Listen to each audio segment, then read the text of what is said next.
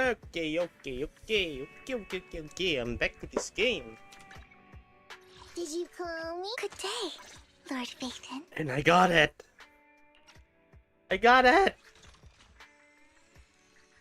I finally got it! Yeah! I've waited for so long. It was so scary, man. It was so fucking scary. I finally got it. Oh, she's complete. Maybe. Very close to completion. Far from it, actually.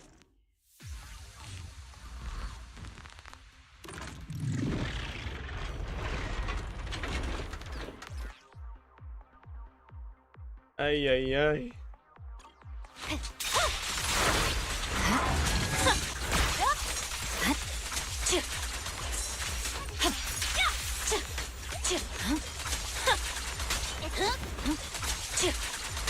Evade.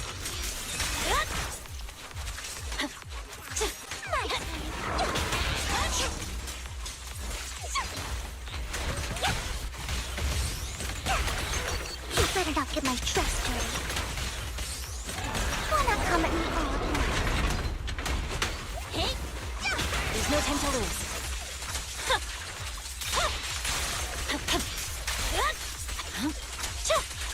Oh my.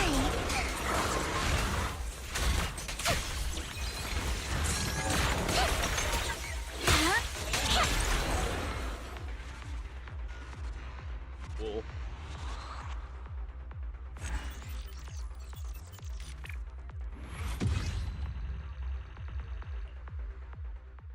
Oh wait, it's already finished. Oh, hold up. I'm not using. Come on. Get me out.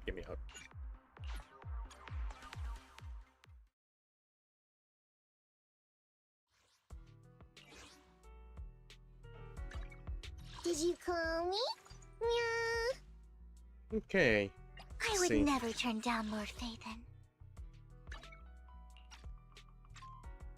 I wonder if her drive disc recommendations out.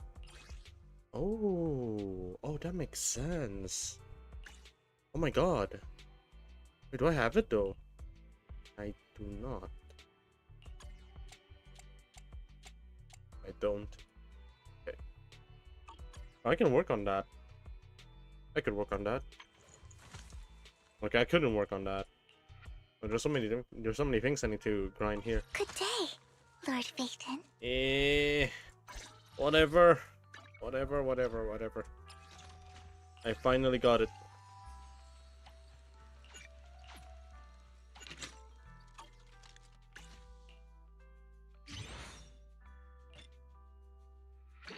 Are you?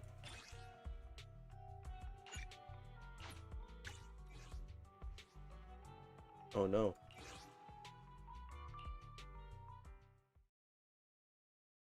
That's gonna take a while.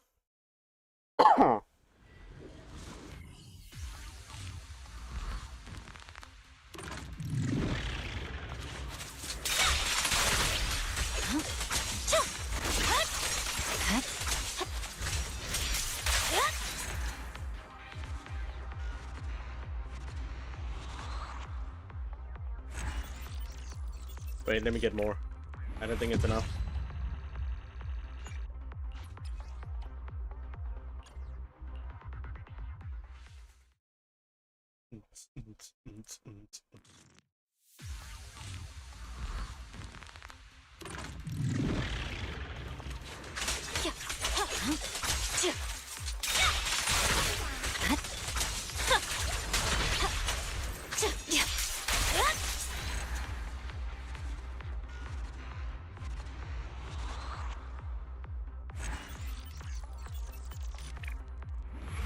Ten seconds! What a damn record.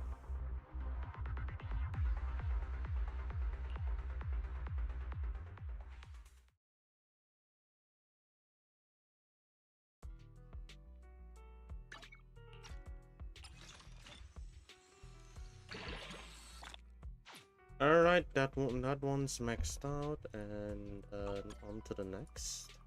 I would never turn down Lord That Baron. is... How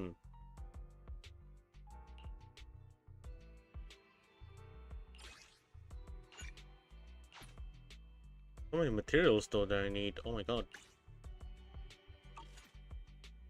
I also need money too. I think I'll focus on money first.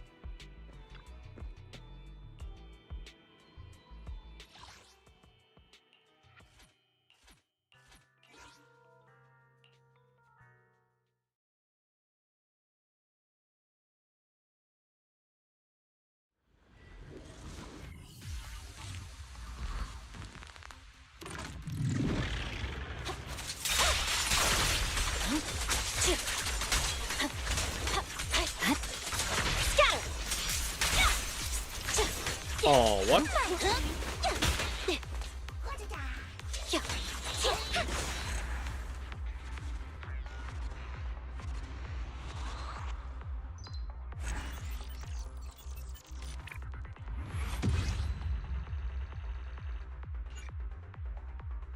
To hire my enemy's salary specifically, huh? What the fuck?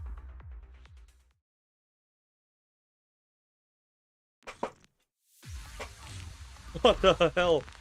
That sounds like a Bungo Stray Dog kind of thing.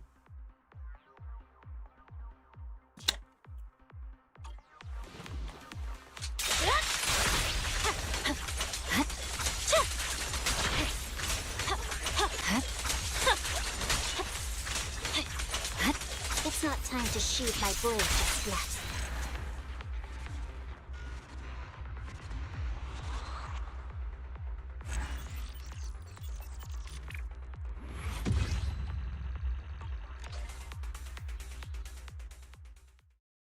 Alright, wife grinding easy.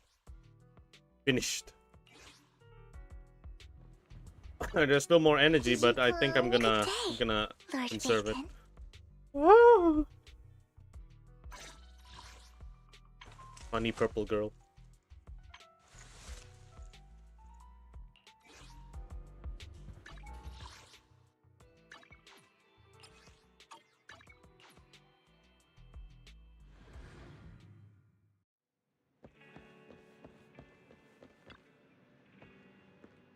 Well, oh wait, this one's continuation from yesterday. Okay.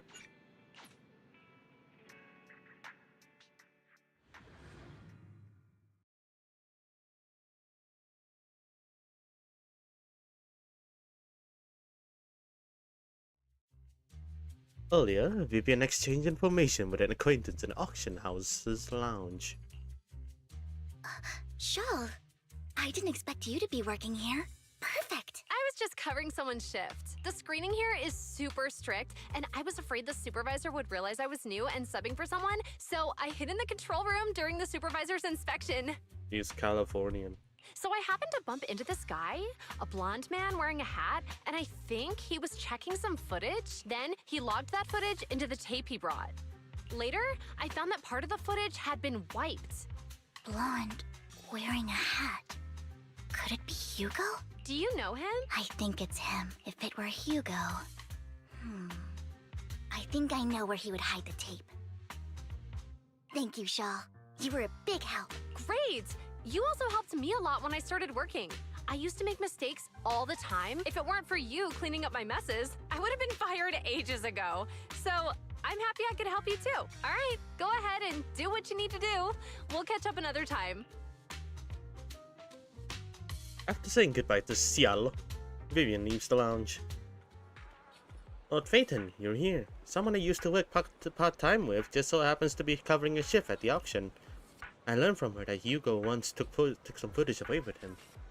I think Hugo was planning something, so he hid the security footage. But once I know when Hugo came here, I should be able to guess where he put the videotape. How?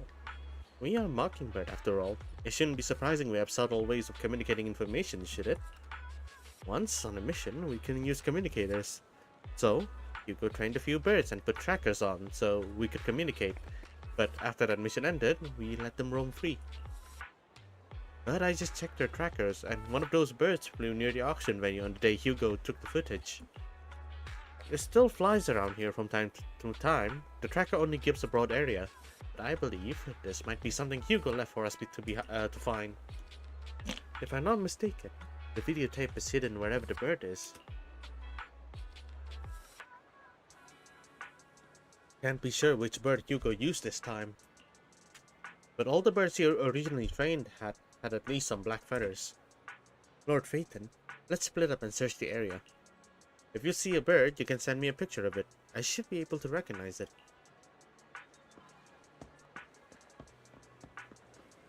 Holy shit, the FPS drop in Lumina Square, it never fails.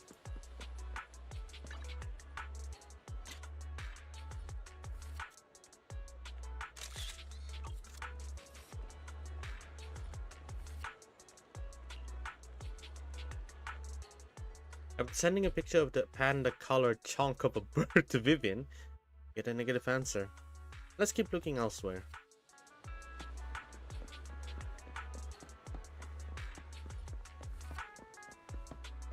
Oh, you are so damn obvious. You are so damn obvious. But you have a box.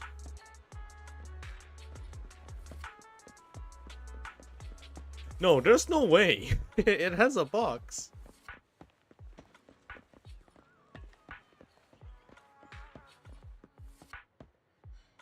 You?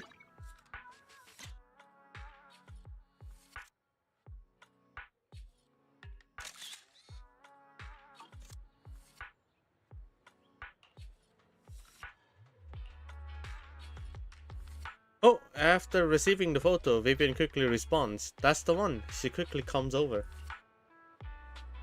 That's the one. It's all thanks to Lord Phaeton we found them so quickly. If it's here, then Hugo must have hidden the videotape among those boxes. You look through the boxes and find the recording, but it's been damaged. After discussing with Vivian, you decide to head back to the video store together to repair it, and check the contents before making your next move. Holy shit, you're fat.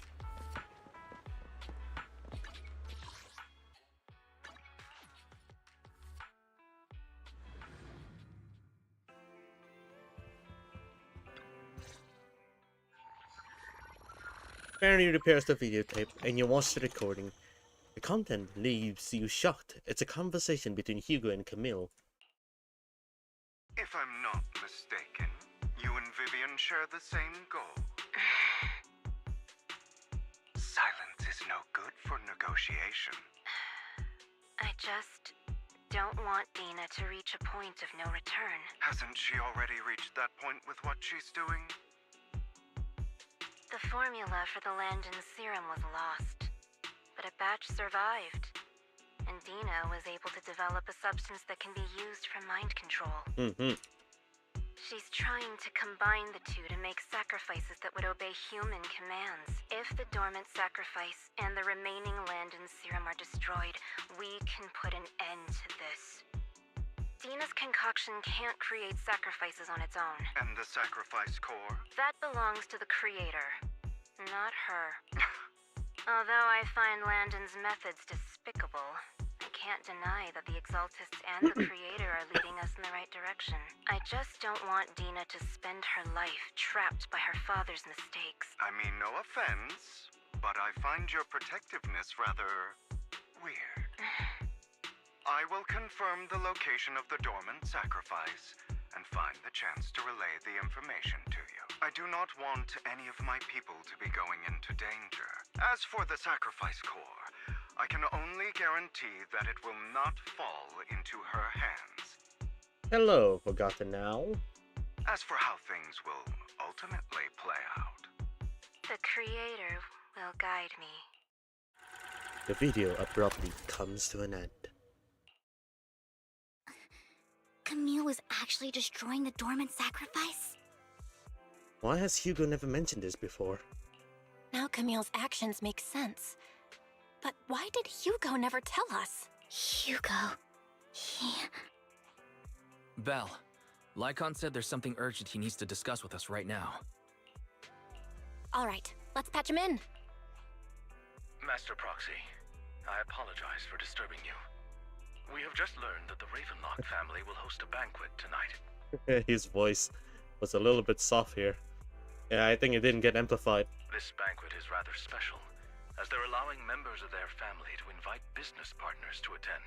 With Hartman at the center of controversy, there are many members of the family who are eager to use this opportunity to replace him. The mayor has been spreading rumors of a young tycoon who inherited a sizable fortune and is looking to partner with a person from an old and influential family. This information has lured a young man named Burton from the Ravenlock family. So, you want me to pose as this tycoon and use Burton to infiltrate the banquet? Correct. And Hartman's study is also located within the venue. I see. Hartman's study might hold valuable information. So, what should I do? You can attend as her +1. +1? Lord Phaethon, please go with me! Master Proxy, it seems Miss Vivian requires your presence, so... Yes, just your presence will help me immensely! All right, then let's go together. I'll send you the Oh my time and place God. for the meeting with Burton. If you encounter any danger, please evacuate immediately or contact me for backup. I hope everything goes well for you tonight. You get in contact with Burton. He said he'll come to the 6th Street later to escort us to the banquet. Is there anything I need to look out for? Don't worry, Lord Phaethon. Just leave the socializing to me. I won't let any evildoers get close to you. But, since there's still some time before we have to go, should we watch an instructional videotape on formal dinner etiquette together?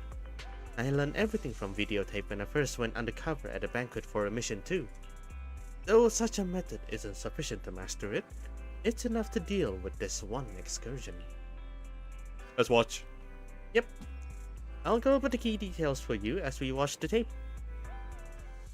You do some last-minute studying on the etiquette expected at a formal banquet for your mission that night. Before you know it, evening has arrived. Lord Phaethon. Burton sent his location. Are you ready to join me for the banquet? Yes. Then I'll meet up with Burton first and make sure he's not tampered with the car.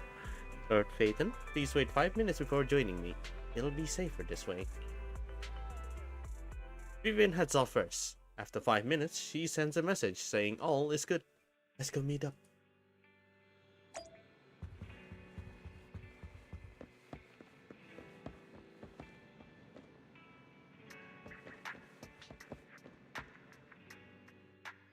I really just greet Forgotten Owl and then just continue on with the story.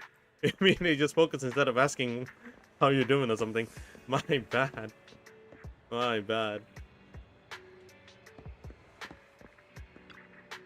It's a stream gimmick. Miss Banshee, this is... No, wait. Okay, he looks shitanic actually. Miss Banshee, this is... Is something the matter? What I mean is, this person doesn't look like your bodyguard. The Ravenlocks can protect me, no? If that's true, why would I bring a bodyguard? This is my escort for the night. She heard the Ravenlocks are throwing a true feast for the centuries with plenty of delicacies not available anywhere else, and she wanted to try some. You aren't so stingy as to not even allow your guest a +1, are you? Of course not. As you're an important companion of Miss Vivian's, you are also my honored guest. Let's be off then. My chauffeur... That's not how I'm supposed to pronounce it, do I? Wait, hold up. Chauffeur. Pronunciation. Chauffeur. Sofa, okay. Sofa with the S, with the H. My chauffeur shall take you to the port, and from there we will take a speedboat to the manor. About an hour later, you arrive at the Ravenlock Manor. With Burton's guidance, you go through numerous security checks before finally arriving at the banquet hall. Miss Banshee, I believe I've shown you my sincerity. Now how about you? That's your voice? Sincerity? My presence here is a show of sincerity. If we're to work together, Miss Banshee, you should drop your pretentious act. I am well aware of the ways of the Ravenlock family. If I were to come empty-handed, I probably wouldn't even be able to make it out the front door tonight. Since I agreed to come with you, and even brought along my most precious companion. Does that not show my deepest sincerity? No need for such an off-color joke. Our door is always open for those coming or going. We both know what's what, so let's cut the small talk. I know far more about how the Ravenlock family made their fortune than most here. I am also well aware of why Hartman, despite such a massive scandal, still remains in power. Oh? Do tell. Exaltists, blessing, sacrifice, Landon. Where would you like me to start? How did you know that? No, who are you? Don't be so tense. If I'm not mistaken, it's about time the banquet began. My companion and I are practically famished. Is this how you treat your guests? By letting them starve? Did I hear that right? What happened there? The audio. My companion and I are practically famished. Is this... There's a little...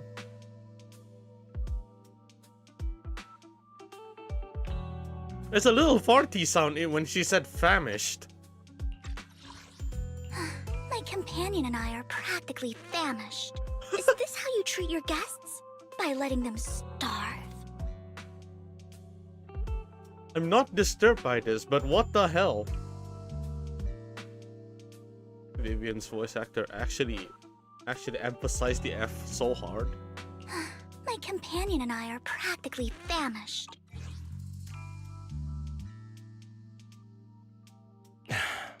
Perhaps when we've had our fill, we'll remember where the sacrifice is hidden. Okay. I'll pretend I didn't hear that. You know where the sacrifice is? So, can we go get something to eat now? And I'm also looking forward to receiving a special dessert from you. We can discuss what you wish to know while we enjoy dessert. Of course. I wouldn't let such an important guest discuss matters on an empty stomach. As for dessert, I will prepare it myself, and I guarantee it will satisfy you. I'll come find you later. I wish you a pleasant evening. Burton hurriedly leaves, and Vivian seemed to breathe a sigh of relief. These kinds of people are exhausting to deal with. I really don't know how Hugo used to put up with it. What did you mean by dessert just now? I couldn't really follow. Hugo taught me that bringing up dessert in such situations is a way of telling the other party they need to offer more.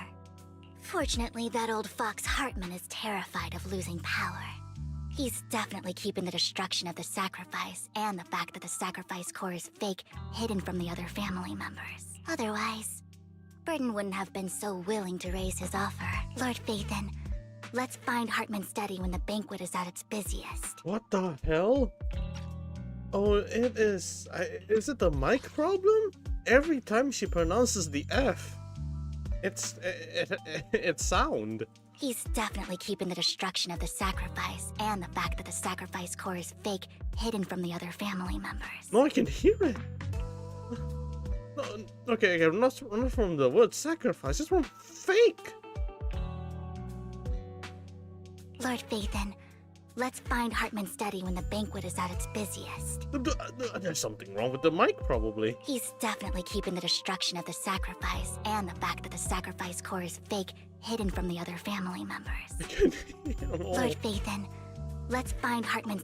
Oh no, that's gonna ruin me. Alright, stick to the plan. All right, I've already taken note of the surrounding terrain. Once more people arrive, we'll enter the garden through the door in the corner of the banquet hall.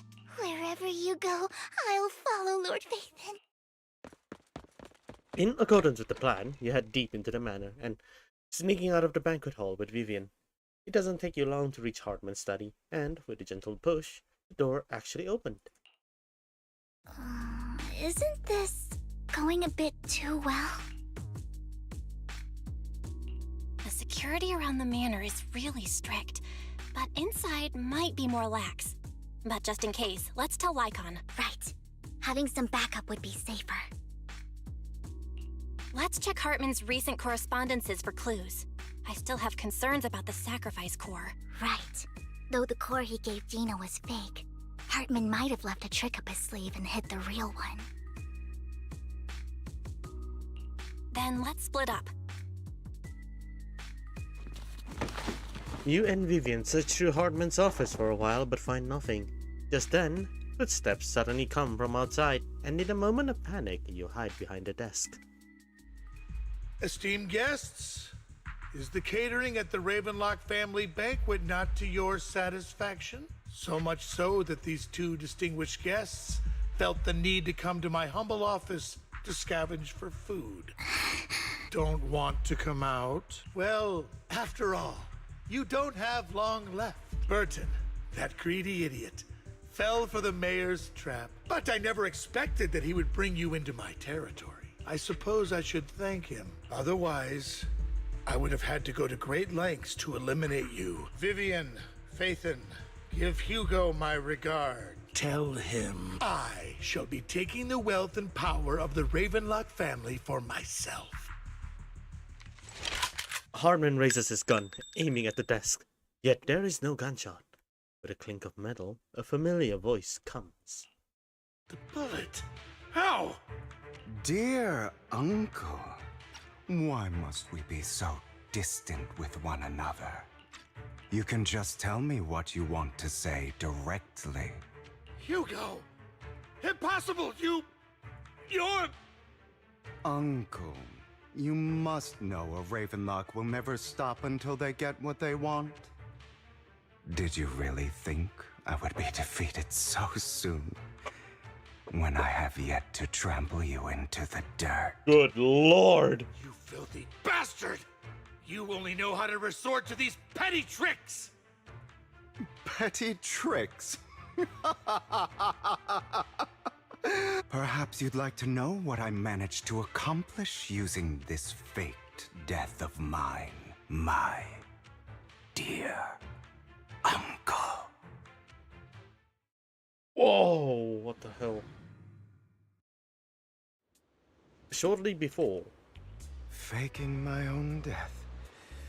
Hope it's all worth the theatrics in the end.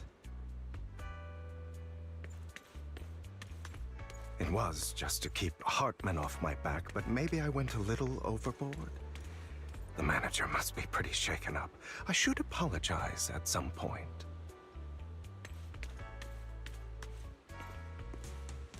Oh wow, that is so class. Guess I'll also bring Lycon along. He's my partner in crime, after all.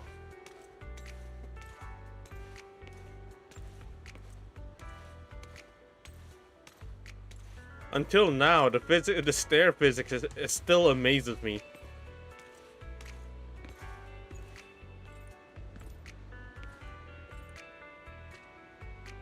Wow. Wait, he really shipped his weight like that?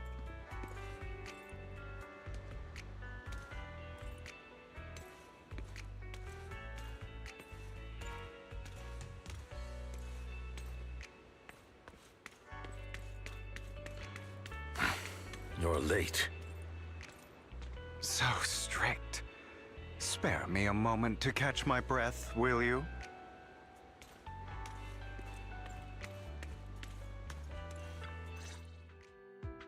You're taking longer to rest than I expected. Lycon, you think too highly of my physical capabilities. Well, thank you for your cooperation. I must say, if nothing else, at least your acting skills have improved. Yeah, who taught him that? Why do you look so angry? You should be happy. We pulled that off together with flawless teamwork and managed to fool everyone.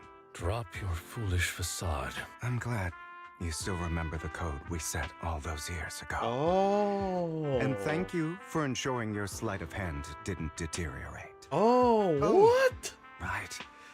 I should also thank the blood bag hidden in my clothes and our other props. What? Do you remember when we last used this trick? It was probably ages ago. Sometimes I really don't understand you. Have you never thought about what the consequences would be if I didn't understand your code? If I decided against helping you? Or if I just couldn't control my strength properly? You'd understand it. Of course.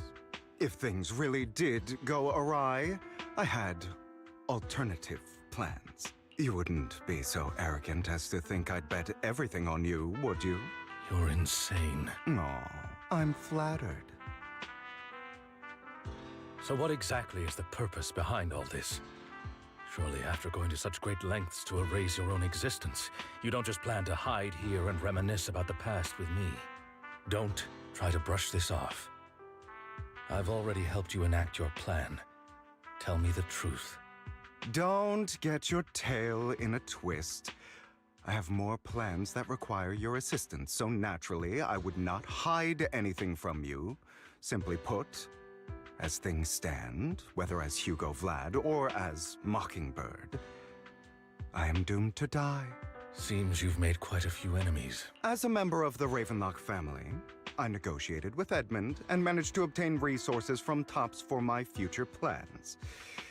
I also confirmed what attitude they held toward your master, the Mayflower family. Meanwhile, I used my identity in Mockingbird to strike a deal with Hartman and gather information on their collaboration with the remnants of the Exaltists. That's where I got my intel on what Bringer left. Oh, by the way, the crime declaration letter that your dear mayor received, that was also sent by yours truly. He's probably figured that out by now, right? Though I'm not sure if he told you. The mayor learned about the sacrifice attacks through his own means, but lacked an opportunity to take action. That warning letter was precisely what he needed. You aren't hopeless yet. How delightful. In short, I'm more well-informed than your lot because I get around, dealing with all these different important figures. But of course, it comes at a cost, it's only fair. After all, you can't hide the smoke from a wildfire. Rather than trying to carefully tame it and risk setting yourself alight, it's better to let it burn free. When I helped you put on your little act, killing you in front of everyone, you left the sacrifice core to Hartman. That was intentional too, then? Oh, yes. And it worked like a charm, didn't it? Now no one cares for me anymore, and all eyes are on Hartman. A perfect situation for keeping the Ravenlock family in check while dealing a cutting blow to the Exaltists behind them. Another crucial point is Vivian and Phaethon. I must sever any ties they have with me or Mockingbird. Although I feel bad for Phaethon about what happened, but it had to be done. That's the only way they would be safe, allowing the plan to continue. I noticed that you never turned your blade toward Master Proxy. So, those words you said back then were also... I will bloody my hands. I will carry the weight of my sins. I will become the Abyss. Obviously, it was all an act. My acting has always been impeccable, as you know. Hugo, you're taking such a tremendous risk. Why? Would you believe me if I said it's for justice? But unfortunately, it's not. I want revenge on the Ravenlock family. And I will make sure that despicable excuse for a human being, Hartman, suffers a slow, torturous end. Of course. I also promised Vivian that I would help her investigate the whole thing with the Exaltists. That's all. You don't look too good. Is it your wounds? Oh, so No. Yes. Okay. This is the first problem I plan to resolve. Lycon, do you have a place that is sufficiently discreet, quiet, and can take a lot of damage. Okay. The icon leads Hugo to a small warehouse in Port Elpis. Hugo looks quite pleased with the place. After scanning the area for a moment, he sits down on a chair, pulls out some rope, and ties himself up.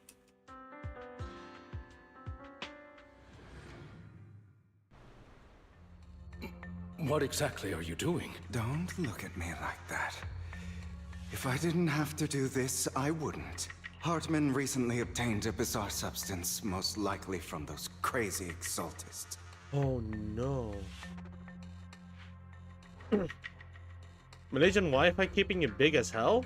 Oh wait, what do you mean by that? Wait, what is my Wi-Fi doing this time? Eh? Eh? After use, it allows control of the victim's mind. To some extent. You were dosed with it. To be more precise, Lycon, I deliberately allowed Hartman to put this drug in my cup to facilitate our previous collaboration. Hugo tells Lycon of what happened back in the private suite when he was negotiating with Hartman. The only reason Hartman agreed to work with him was because of this.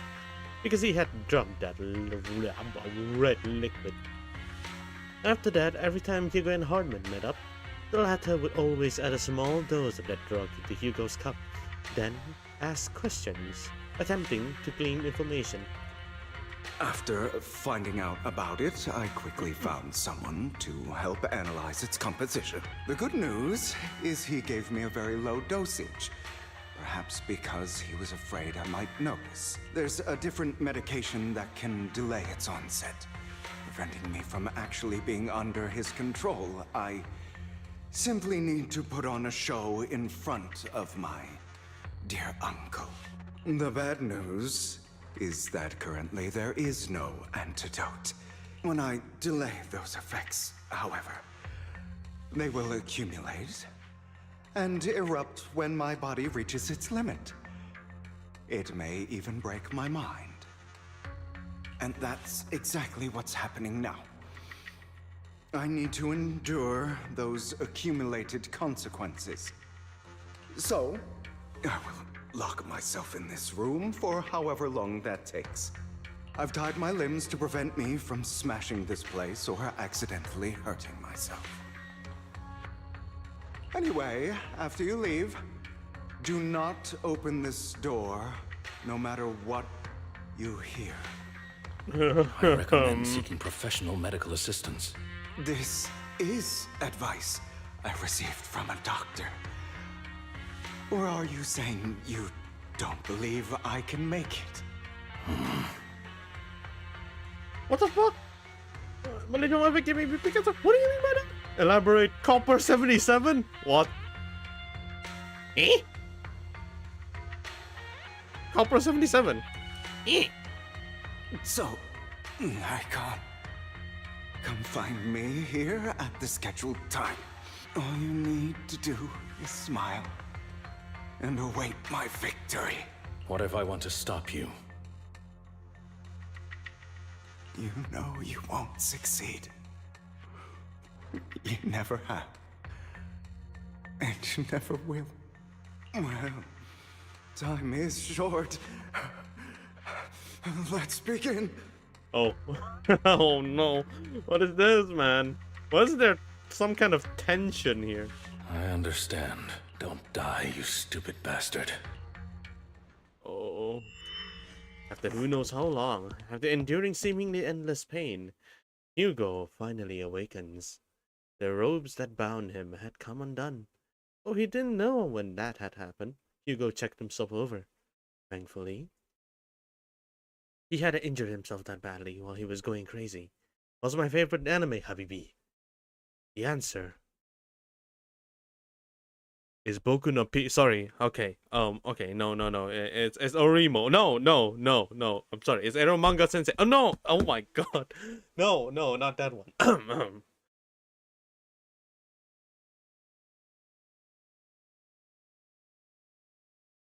Oh my god.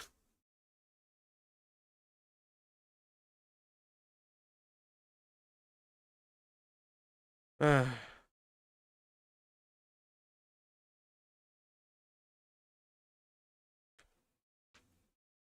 Okay. Serious. Is domestic Wakanda?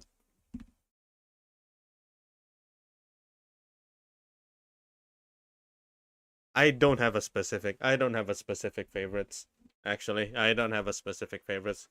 But if there's one I can actually mention that is like I really like it is Bungo Stray Dogs. Bungo Stray Dogs, a good anime. You still have time to think? Yeah. It's kind of varied. But I guess my favorite would, of course, yeah, Bungo Stray Dogs. I could also say Freerun too.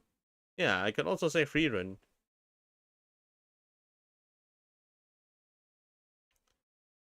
And Record of Ragnarok. I think it's those three. Yeah, I'm picking. It's definitely those three. So Freerun Beyond Jenny's End, Bungo Stray Dogs, and the Record of Ragnarok.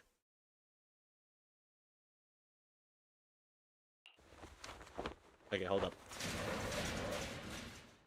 After some time, Hugo straightens out his attire and tidies himself up. Then opens the warehouse door. Is this because the side effects haven't worn off yet? Lycon's late.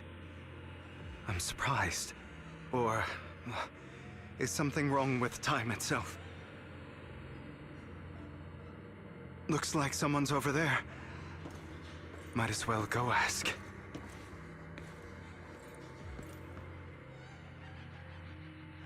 One Piece, Hunter x Hunter, and shonen manga. That's a nice choice. Pretty generic though. Hunter x Hunter, except for Hunter x Hunter. Hunter x Hunter can be has its favorite. I haven't watched that thing actually. Where is Ghost Stories on your? Oh my god! Why? Yeah, I didn't mention Ghost Stories. What the fuck? That one is fun, especially the English version. The English version's amazing. One Piece is a global sensation. That one is always my favorite, but I shouldn't put it in the list because it's in a list of its own.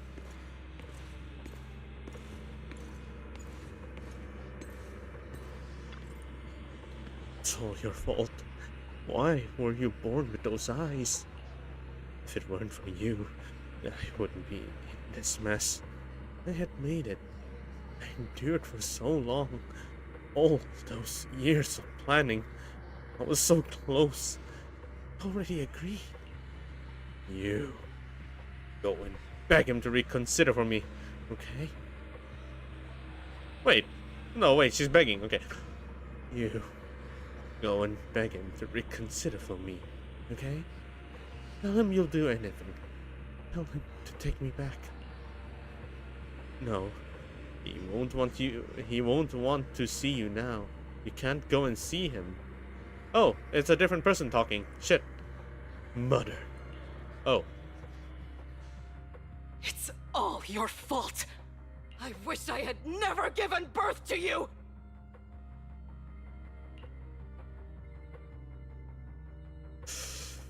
Ooh, that hit hard. The woman's face is distorted with hatred, as if the person before her is not her child, but an enemy who destroyed her future. She blames all her misfortune on this innocent child. I only watch with Japanese dub. Very based. Good choice. There's not a lot of good English dubs nowadays, honestly.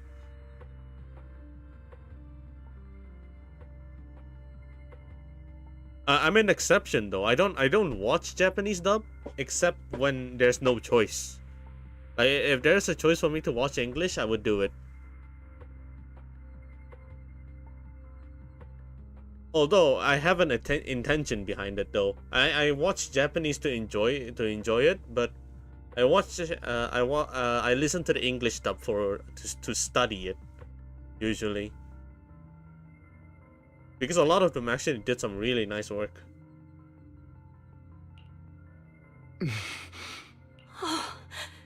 Everything will get better if you just die, right? Oh. If you die, he'll come back. We'll have another, more perfect child. One who will inherit the Ravenlock family bloodline. Oh. Then I'll be able to escape this pain. Oh. So, Hugo, for the sake of Mommy's happiness, just die, okay? Oh. She raises a hand to reveal a pair of scissors, the tip gleaming with a chilling light. She thrusts the sharp point towards Hugo's paler eyes. Then, he suddenly vanishes, as if she had never existed at all. So, I wasn't awake yet after all. That's because you don't want to wake up again. Holy fuck! Who are you? I am you. Hidden deep within your heart. Your most true self. It's the Shaitan! You want to kill her, don't you? Your so-called mother. Every time she beat you without reason, when she tried to gouge out your eyes, when she sold you into that hell, laughing all the while. You wanted to be the one to end her life. I'm looking to see you in the webcam? You sound like a hairy dude with beard? Oh my god. Sorry to burst your bubble, I'm Asian. I don't really have a beard. Oh no. I do want a webcam. I just don't want to purchase it just yet. Why not admit your hatred? As you are, you can hunt her down and make her pay for the living hell of a childhood she made you suffer. Yes. I hate her. I hate her because she was foolish and shallow, greedy and stupid. I hate her because she doesn't deserve to be a mother. She did everything she could to try and get into the Ravenlock family, believing she could live a life of luxury without having to do anything and never realizing she was a pawn, discarded from the very beginning. So she chose to blame me. Blame me for my heterochromia. Blame me for my very existence. But I won't kill her, because I know it won't change anything. She was incapable of loving me, just as she is incapable of loving herself. Have you been brainwashed by that dog? Keeping up the act of being some magnanimous and forgiving fool? Don't compare us.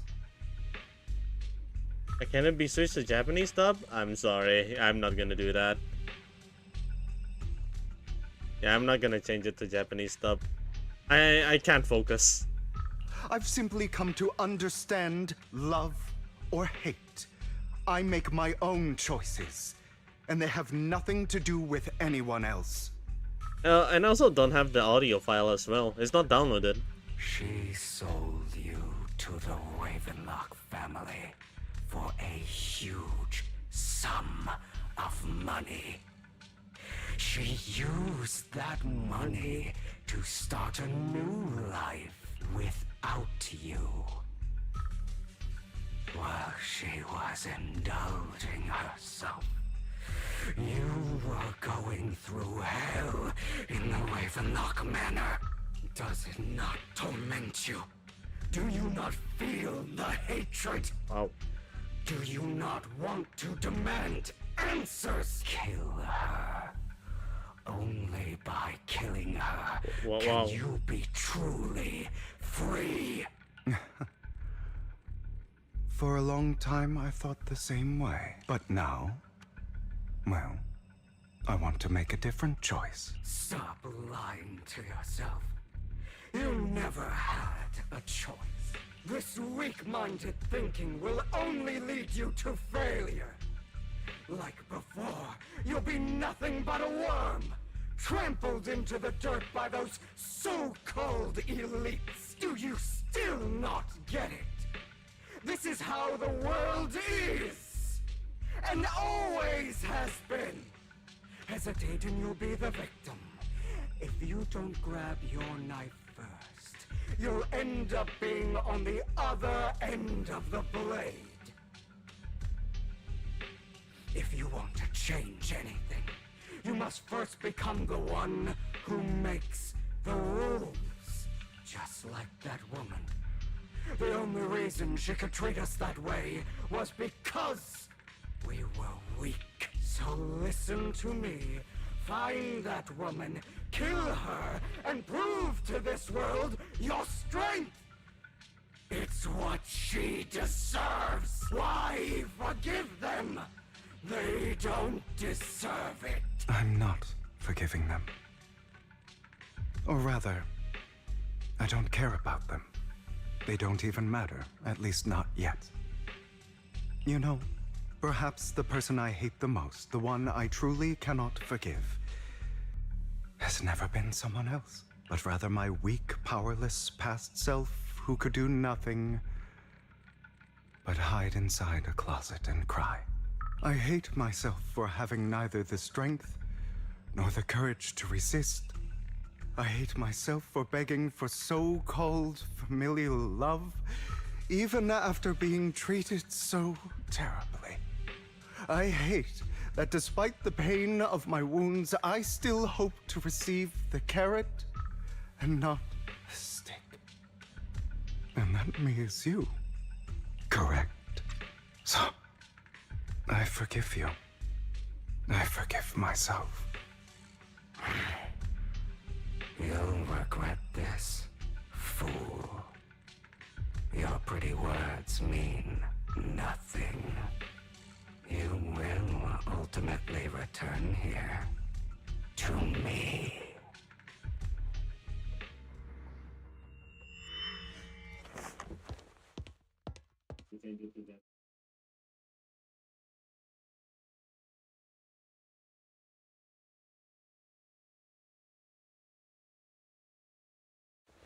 What the fuck was that? I see. This is still an illusion. I wonder who's going to show up this time. Brother!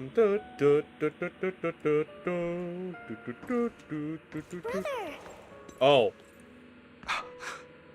Oh, fuck. Hugo, let's play hide and seek! I'm already hiding! You'll find me, right? Like you always do! Serena.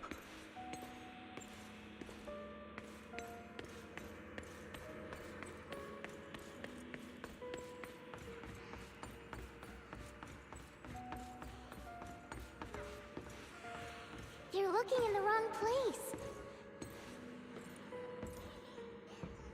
I found an even better hiding spot this time. Harder to find than any place you showed me.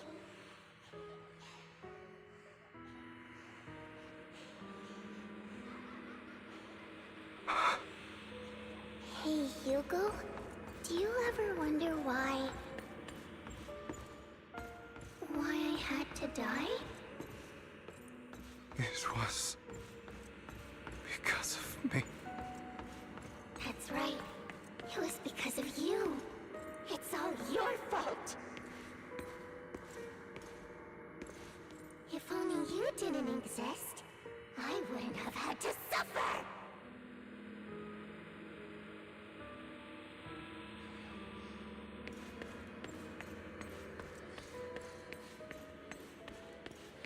Still looking in the wrong spot. I can't believe you still haven't found me after all this time.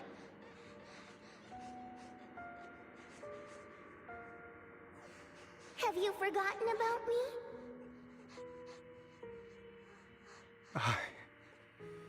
I haven't forgotten. It's okay. I'll forgive you. I'll still be nice to you, just like before.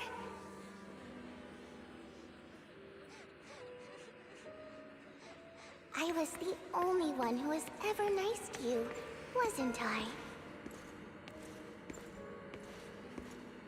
Yes.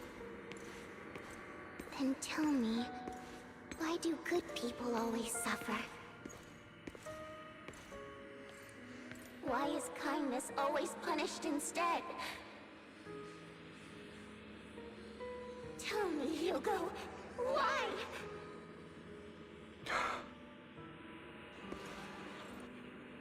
Hugo, are you lost? Go back the way you came. I left you a surprise there.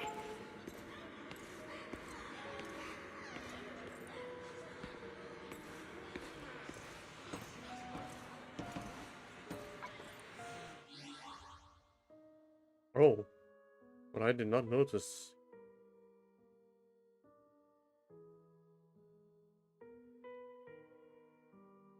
I didn't notice that. Damn.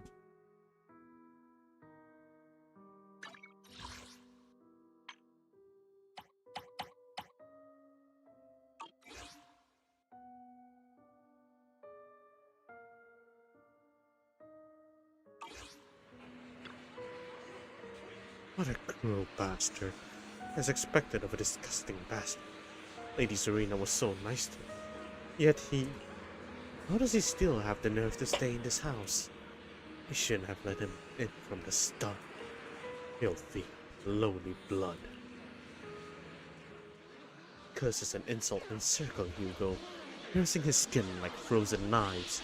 The mockery and rage form a wave that crashes through him, threatening to drown him. Then, as the cacophony reaches its peak, it goes silent. The air seemed to congeal in silence, deep and oppressive. It is as if time stood still, with only his rapid heartbeat echoing.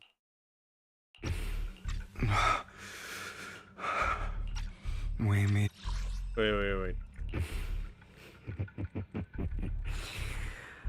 I told you that you would eventually return. Again, my friend.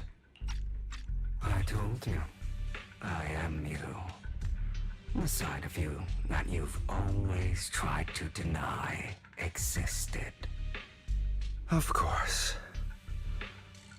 I know. This time it's about Serena. Right? Yes, your half-sister. And the only child in the Ravenlock family who was kind to you. Unfortunately, it was her kindness that led to her untimely death.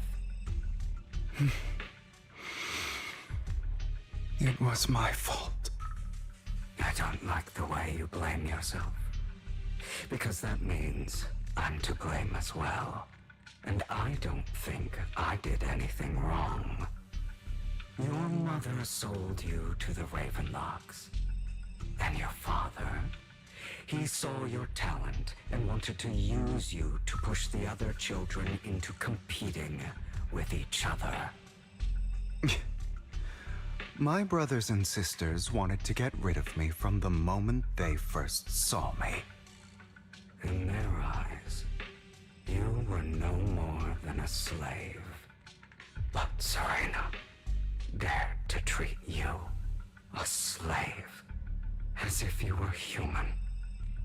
And so, she was fated to die. They tried to kill me many times, but I was careful, and they did not succeed. So they killed Serena, who was weaker, an easier target, and pinned everything on you. Serena died in your place. Those cruel brats thought that by reporting this to Father, they could use it to get rid of you, a rival who threatened their positions. Yet, not only did Father not blame you for the incident, he praised you for it. In this world, only the ruthless, cruel, and merciless can stand at the top. And that that's exactly what you managed to live up to. No, you found a perfect opportunity thereafter to catch the ringleader of the group who framed you and almost beat him to death.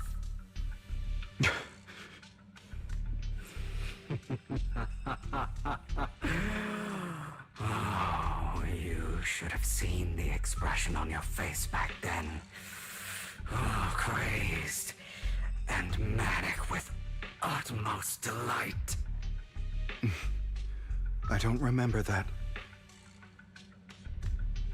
Seemingly unsatisfied with his answer, the inner demon transformed into him again. Here you go again, trying to deny your desires. Oh. Deep down inside. Oh. Asking yourself why these evil people never got the punishment they deserved. Why the world is so unfair. Don't you want to rip them to shreds?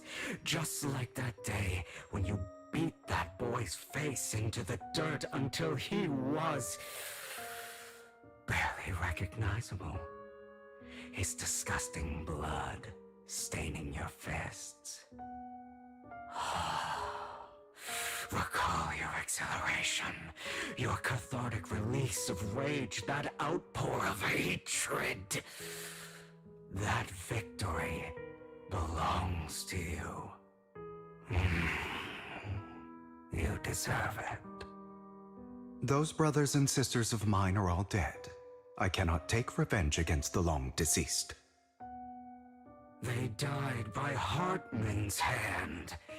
Dying in the power struggle to become the Ravenlock family's heir, rather than by our scythe. Boring. Boring. I find it hilariously ironic. Children who would murder their own kin for scraps of power dead at the hand of their uncle who followed their example. Is that not karma? Power struggles pitting kin against each other, betrayal, suspicion, and hatred between people of the same blood. It's like a curse written into the Ravenlock family's genes. Laughably stupid. Don't forget, my dear, that the same blood flows through your veins. As the inner demon transformed into Hartman.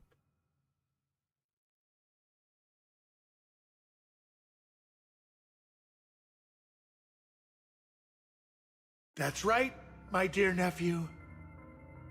No matter how much you deny it, the blood of the Ravenlock family flows through your veins. Survival of the fittest.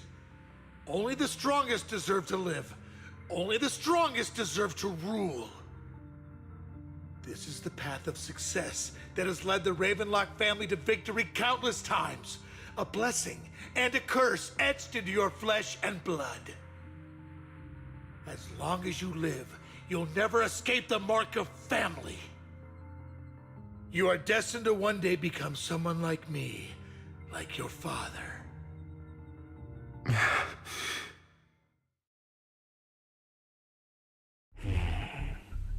Is that fear I sense?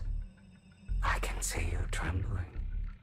Why does the Ravenlock bloodline terrify you so? I won't become like my father. Never. You won't become a failure like him. So relax. Our power eclipses him, and so does our ambition. So, do not deny your own desires. Do not resist your own ambition.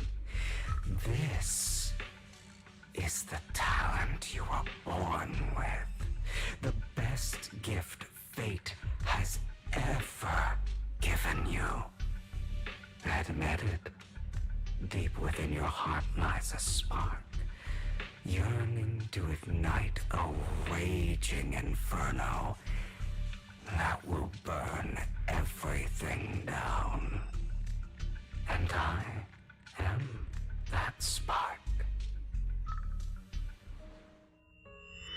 After an intense bout of dizziness, Hugo again awakens to the dark warehouse. The rope that bound him had come undone at some point. Take a deep breath of damp air and stands up. Straight into the and then he's out. Lycon. Never thought I'd be this genuinely thankful to see you. Oh. Seeing you means this never-ending nightmare is finally over, right?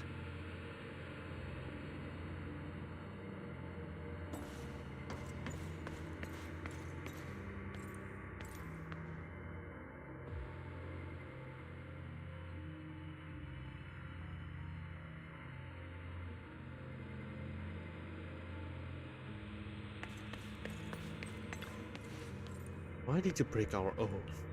Why did you use me? My eye and these legs, they were all your fault. No, you...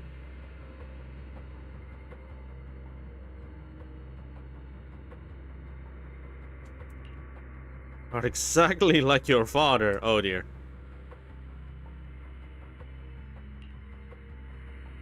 Oh, here we go. I don't want to hear something like that from you. You have no idea what that man, my father, is really like. A person who stops at nothing for their own interests and ambitions. Just like what you're doing right now. And what do you think I'm doing this for? All of this was part of your plan.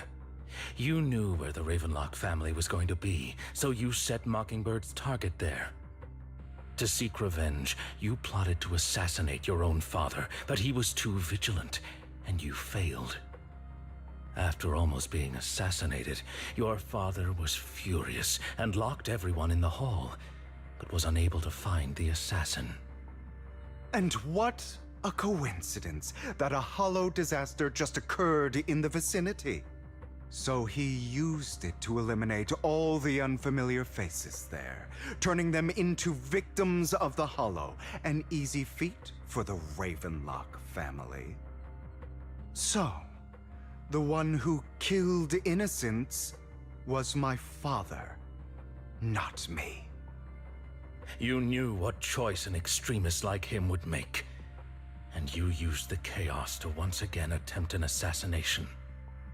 This time you succeeded. You killed your own father at the cost of innocent lives. Admit it, Hugo. You don't care about anyone else. The only thing you care about is your revenge. How is that any different from your father? Enough. I'm tired. I may hate him for betraying me, but he wouldn't say something like that. What? You aren't Lycon. You're the other me, hidden deep within my heart.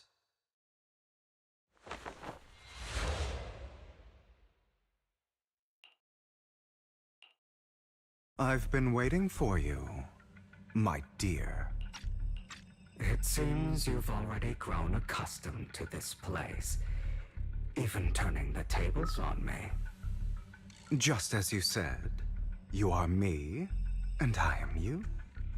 There's no such thing as having an advantage over oneself. We are ultimately one and the same, forever inseparable. Then you should know what I want to say. When you and Lycon split, you didn't even try to clear up the misunderstanding, didn't deny or argue against what he said. Because you realized that deep down, he was right about you. You just hadn't acted on it yet. Some people live only to bring more suffering into this world. Sometimes, Murder is what brings justice back into this world. For that, I must stain these hands in blood. That's right. Just like what you said before you faked your death. Were those words really just an act? To slay the dragon, you must first become one with sharp claws, rending fangs, and strength enough to destroy anything. You know the truth better than anyone. If you hadn't hesitated, and instead seized the first opportunity to kill your father, none of what followed would have happened. Innocent civilians wouldn't have died. Your partner wouldn't have lost an eye and both legs trying to save people. And Mockingbird would have never gotten to that point. You can save more people. Save good people. Save more lives than the evil ones you take. I've spent countless hours in regret over that incident. So why not submit to your true nature? You want to be the judge, jury, and executioner of this world. And you can.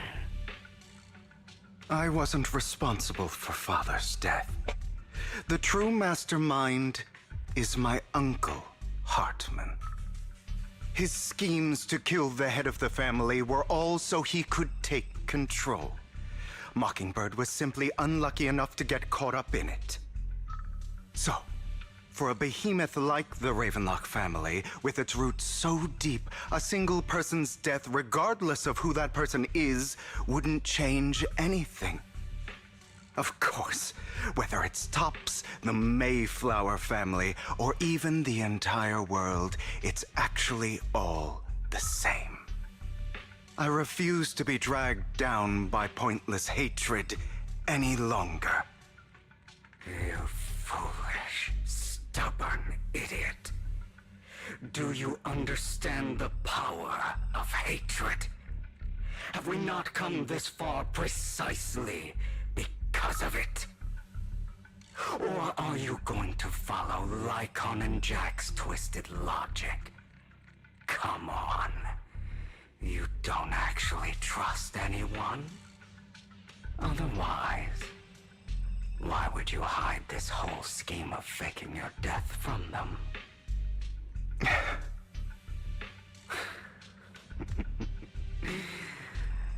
You've built an impenetrable wall around your heart, keeping everyone out.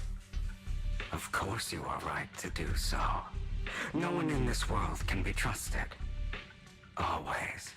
All you'll receive is hatred from your own blood and no love. Suspicion from your companions, and betrayal that comes all too easily. But the most ridiculous thing is that you want them to trust you. You stay silent and long for them to notice your suffering. You yearn for your companion's understanding and trust. Idiot. That's why you are incapable of exploiting them for your own ends. You care about their safety even more than your own. But remember, only the weak need companions. And we are children born from hatred. We are different from them. I will never be like them, and I don't need to be. Come. Let me show you what powers we can wield. But you are me. And I'll never lose to myself.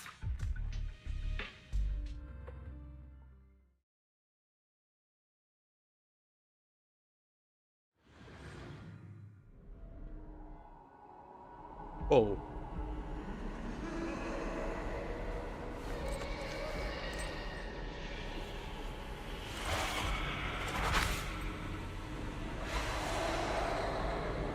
Oh, I'm fighting myself.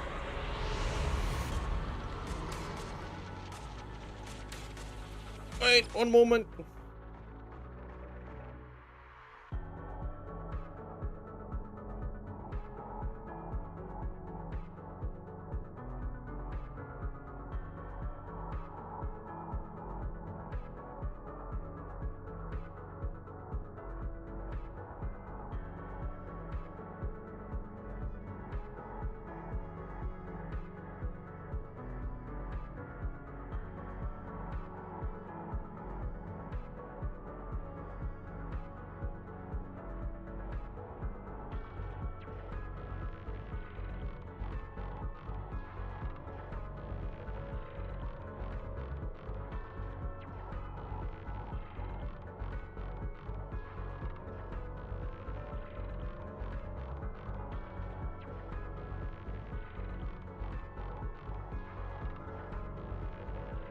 When an X special attack or ultimate hits a stun enemy, the totalized effect is triggered.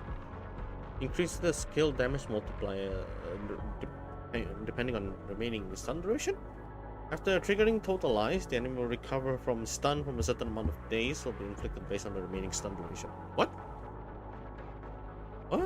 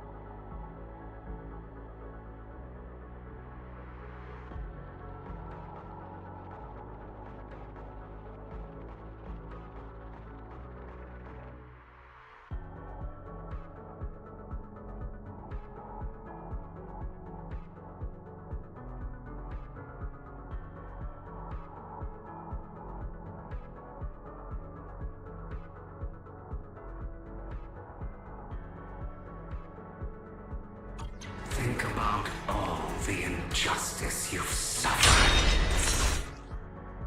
Oh my fucking ear. Oh my lord, that was loud. Ooh, okay, hold up. BRB.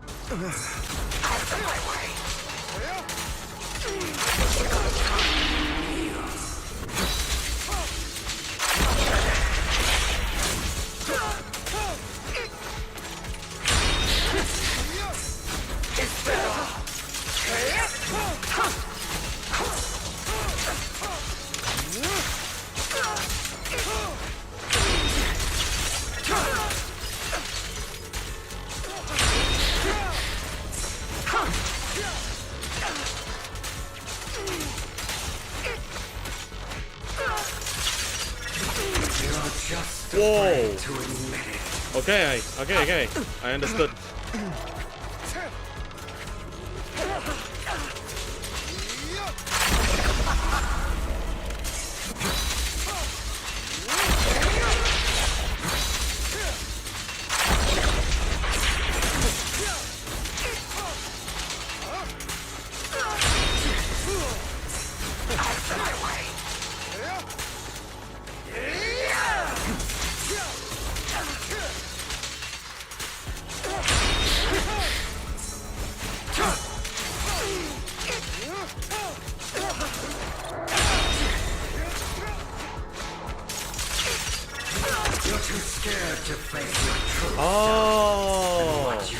Oh my god.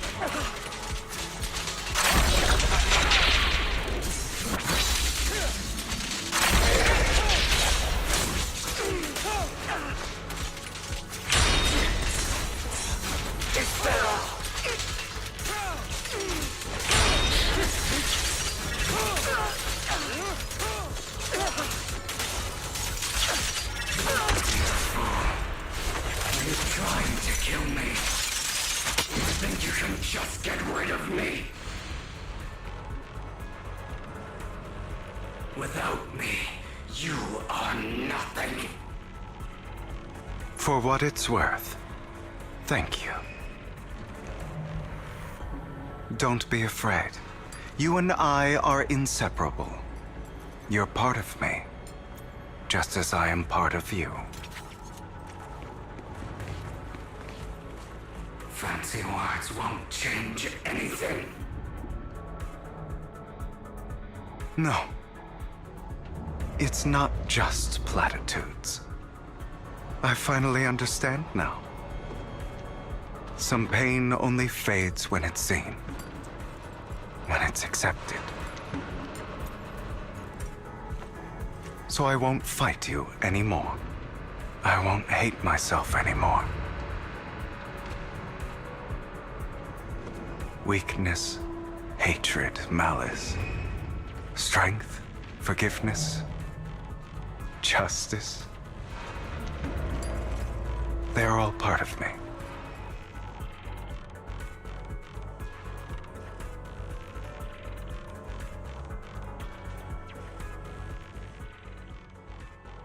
Finally, it's time to meet up with Lycon. Ooh.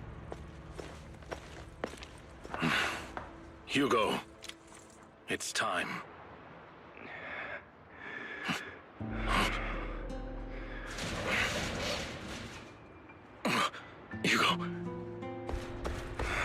Hugo, you... Did I scare you?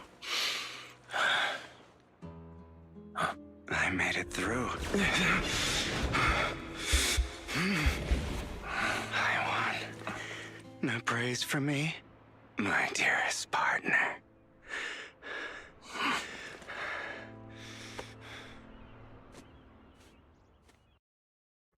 Man, that's so gay. I love it.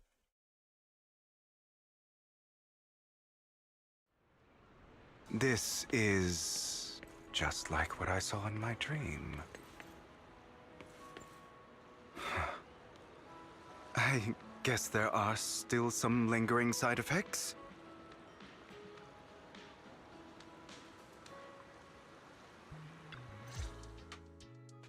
Ah, my former partner. You're still as punctual as ever. Are you sure you're fully recovered? How about we fight, and I'll show you how recovered I am. I refuse to fight someone who is in need of medical attention.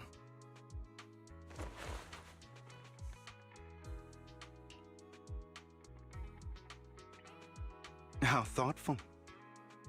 I'm touched.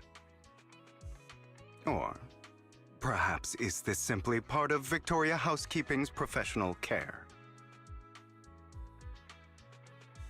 I'd rather you not starve to death.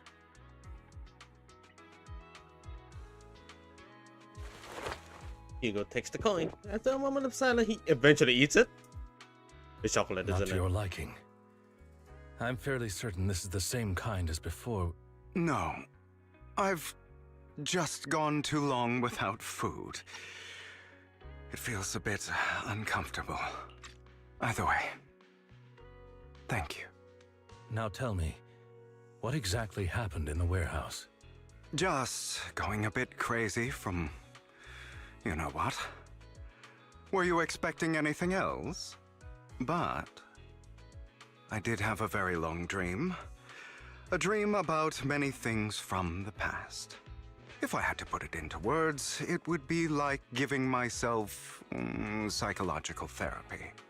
You seem like you could benefit from some too. How about it? Want to book a session with me? Trust me, I'm a pro. Seems you really have recovered. Well, of course. I'm feeling pretty great right now. Like I could argue with you all day on every petty detail of who exactly was in the wrong back then. I wanted to ask, what you said about Mockingbird before, when you faked your death, was that part of the act? You mean the part about how Mockingbird has never really changed anything or saved anyone? I didn't expect you to still be so hung up on this. Interesting.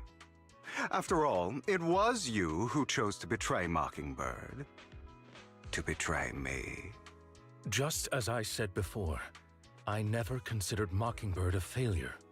Perhaps Mockingbird deviated from its origins, but it has its value. You shouldn't reject the things you've done. Or Mockingbird. I have contemplated this before.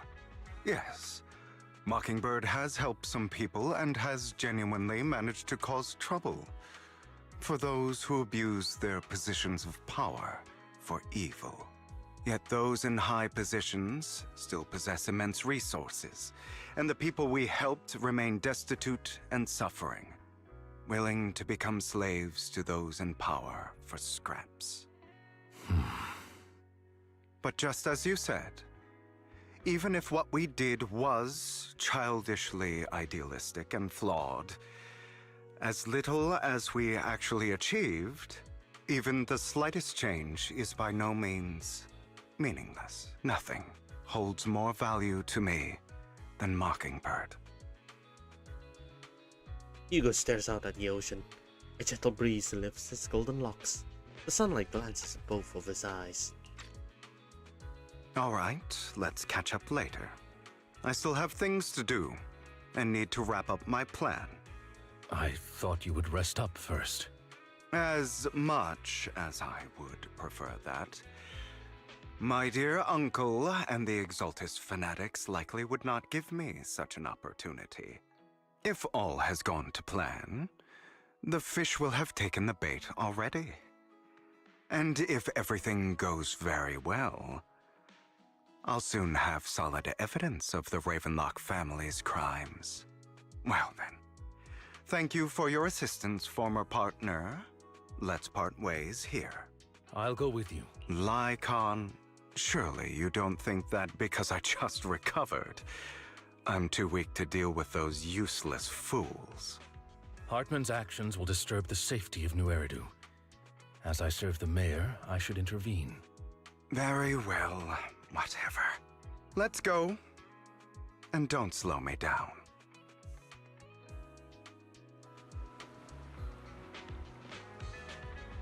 For that, you have something to tell me.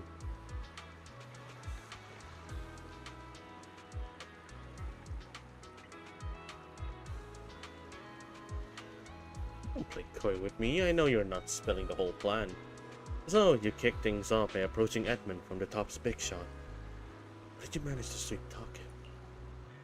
I am a bit of an illegitimate child, but I still have that Ravenlock family blood running through my veins. Funny enough, this Lord Edmund thinks direct lineage is way more noble than the side branches, which is absolutely laughable. So, played his arrogance to my advantage. And let's be real, I had some juicy intel to swap with those high rollers, but that Mockingbird's secret, so I can't let any other... Was a sacrifice core on the mayor's lab your handiwork too? You could say that. The security there is no joke, so I had to leverage the tops for some extra intel. After all, you know, as you know, they've got plenty of moles planted next to your mayor.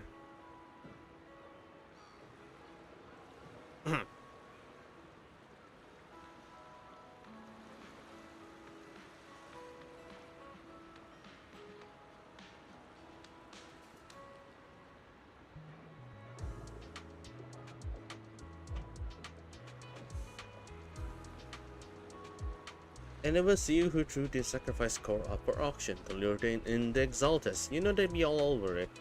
I embedded the sacrifice core right into the robe of heroes. They actually matched pretty nicely, don't you think? Classic you. I've heard that after the auction, they found a stash of counterfeit Denny's. Feel free to take a wild.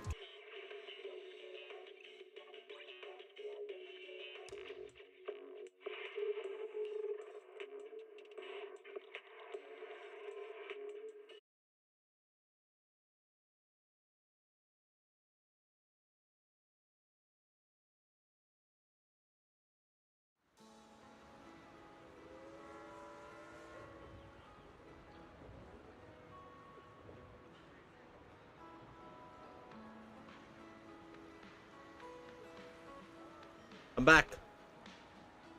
The fucking audacity.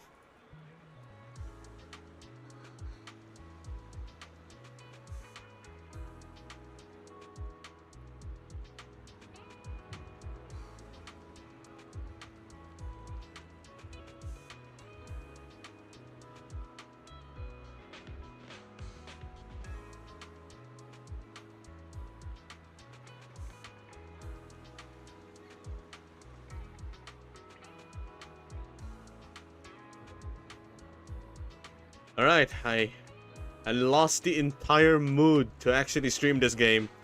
But I think I'm gonna have to keep going because I've already started. But dude, I might as well play RL crap at this point. Oh my god.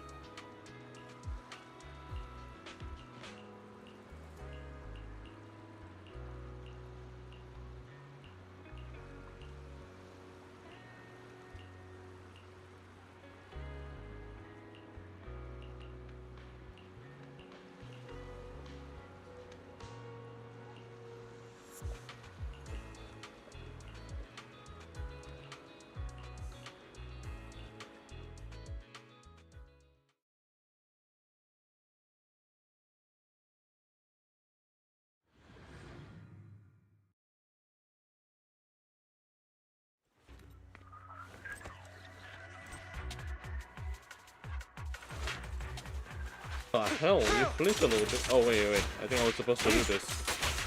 Come on, let's get them out of here.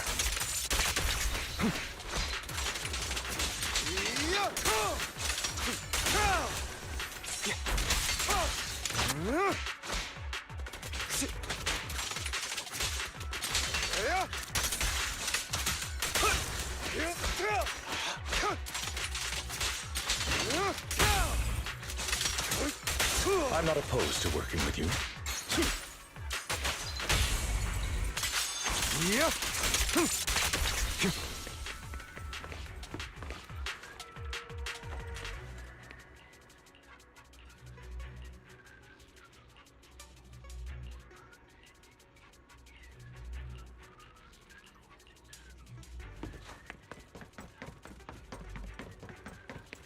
Bunch of nobodies. Cling as hell. Kill them! You're welcome to try. Allow me to reap your soul.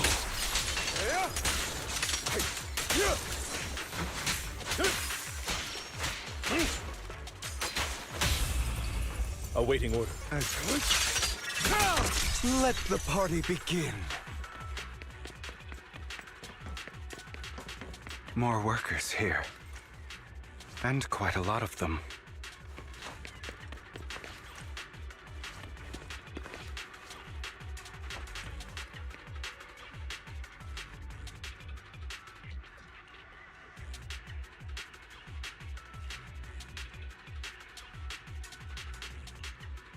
Is Hartman behind this, too?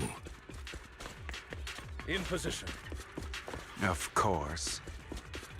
He threw them into the hollow like offerings for the Exaltists. To him, those workers are just another resource, no different from the ether his company mines in the hollow.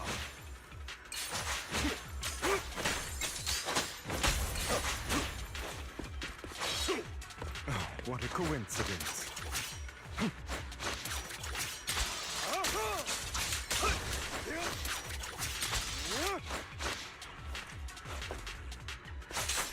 Take this.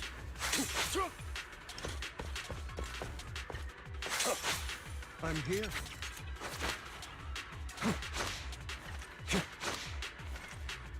I'm not opposed to working with you.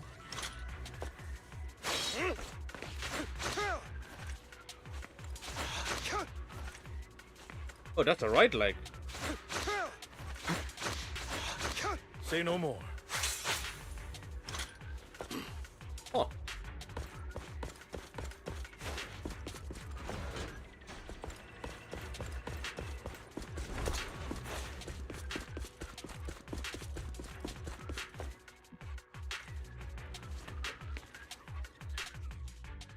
There's more over there. Let's hurry. It's different this time. Don't rush in. Let's listen in on what they're saying first. I still need more direct evidence to ensure the plan is absolutely foolproof.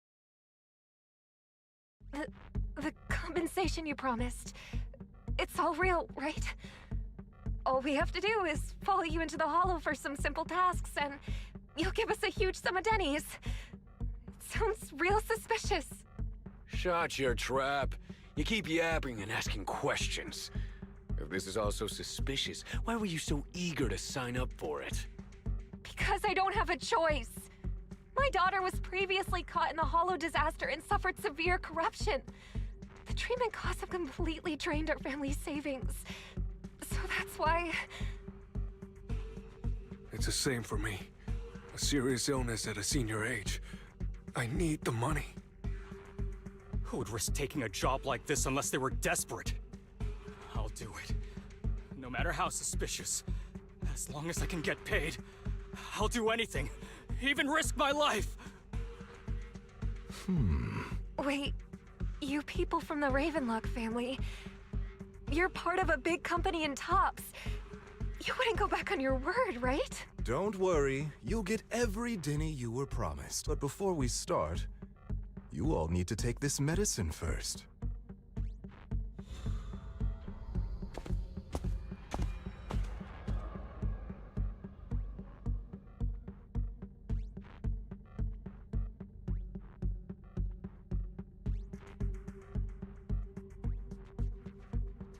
Bro, should we really be doing this already? These workers keep talking. We're wasting time like this. And the sooner they take it, the sooner it'll be over. Consider it an early release for them. What? You didn't say anything about having to take pills before. Look, this is good stuff, all right? It'll increase your ether aptitude.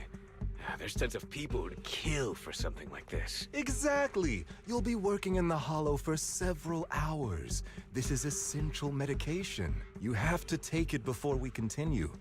If you refuse, then you can forget about the job. Of course, you won't receive the compensation either. Lycon, what are you doing? Rescuing those workers, of course. There's clearly something off about those pills. We can't let them take them. Now is not the right time. As I said, we need more evidence to ensure the plan works. And as I said many years ago, you can't exploit innocence to achieve your goal. So that's how you see it. If that's not what you want me to think, then explain everything to me. All right. It's a little complicated, but simply put, these workers will be fine. Of course, it's your choice to trust me or not. But if you try to rush in, I will stop you. I trust you.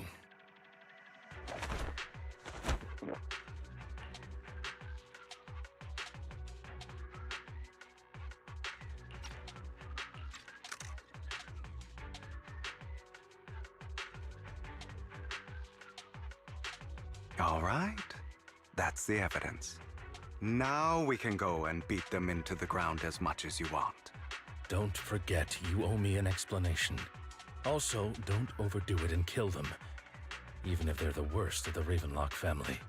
All right, Your Holiness, Saint Lycon. Who the hell are you? Okay, one moment. Let me just play this game real quick. I regret.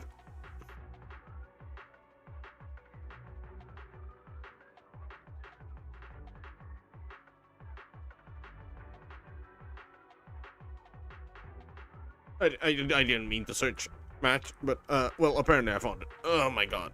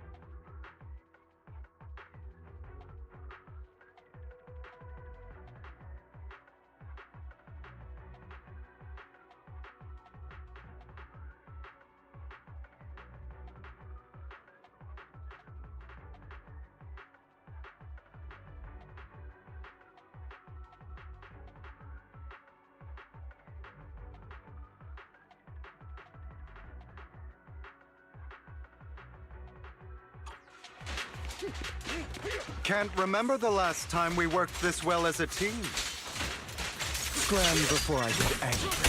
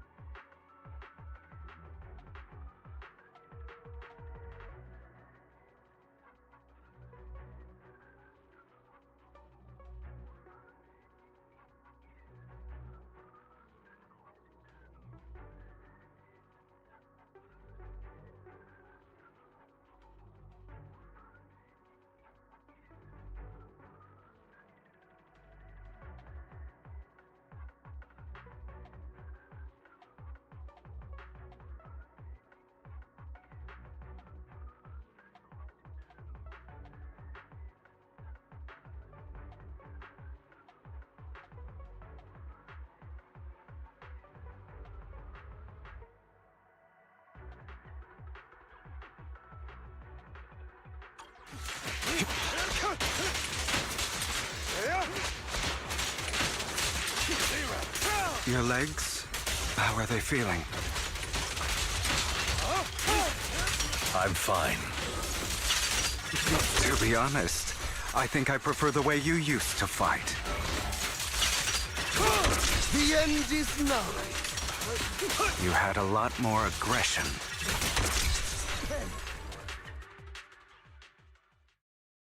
God damn it! Who the hell are you? How dare you mess with the Ravenlock family? Ravenlock. Savor the name while you can, for it will soon cease to exist. What's that supposed to mean? It means exactly what I said. I think this might be good for you. Sever your ties while you can. You still have a chance to walk your own path. The family's honor comes above all else. Is that really what you think? I saw the compassion on your face just now. You're not from the main family, right? That's why you were assigned to these trivial tasks. But in reality, there's no need for you to keep playing this boring game for them. I don't have a choice. From the moment I was born into the Ravenlock family, You always have a choice, if you're willing to act. All right, let's end the small talk here.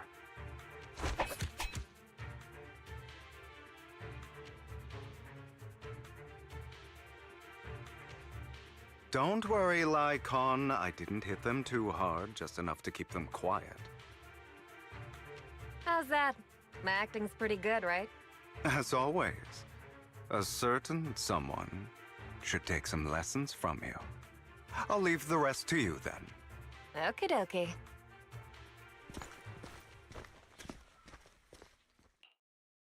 Okay, now can you tell me exactly what's going on here?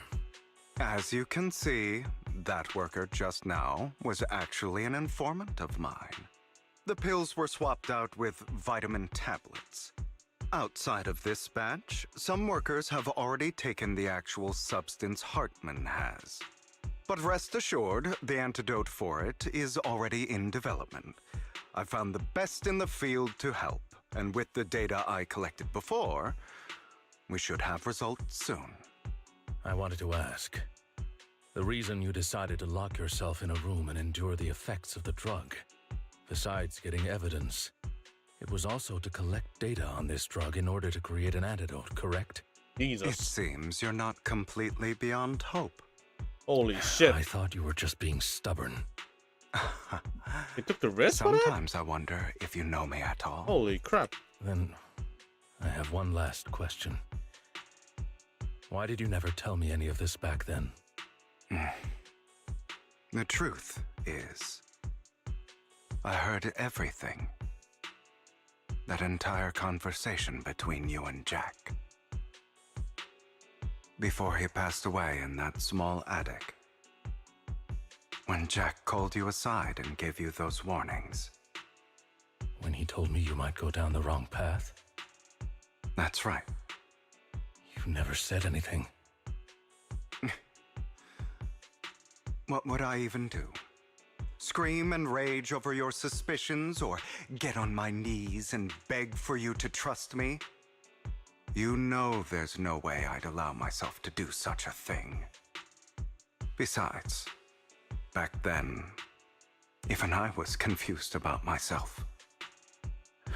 Jack, It's all in the past. You don't need to explain anything to me. Enough. We should get going. If we're going to reminisce over the past, we should find a more suitable location.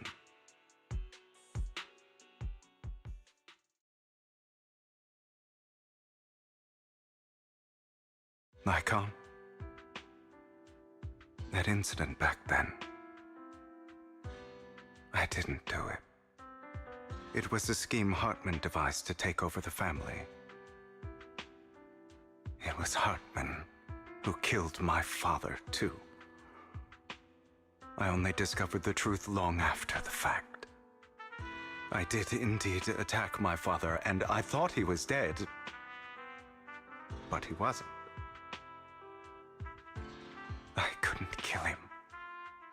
And even before that, if I hadn't hesitated, none of what followed would have happened. Even now, I still think they deserve death. But I no longer care to personally deliver that fate. They're beneath me. And I have more important things to do. I know we may never agree on that point, Lycon. I once wanted to fight against those ugly truths that defined me, but I discovered that the more I rejected them, the more painful it became. So, I could only accept that crazed, hateful, and malicious side of myself. As long as I know I will never become like my father, like Hartman, that is enough for me. You've changed. But I think that might be a good thing. Don't patronize me. You've changed a lot too, compared to before. I still disagree with Jack's words. And I won't forgive your betrayal. I will walk the path I believe is right. Even if I must tread over thorns and through the mud. But I will also allow you to walk your own path. Lycon. Should I say thank you? You're welcome. Come to think of it, we haven't talked about your legs and eye. It was just an accident, not your fault. I'm doing well now. I hope you are too. On the contrary, perhaps I should be the one apologizing. I misjudged you. I used to think you wanted power, that everything you did was for your own ambitions. I thought you wanted the power to pass judgment on all in this world, like a god. I am a god. I am my own god. Or you could say that in this world, everyone is their own god.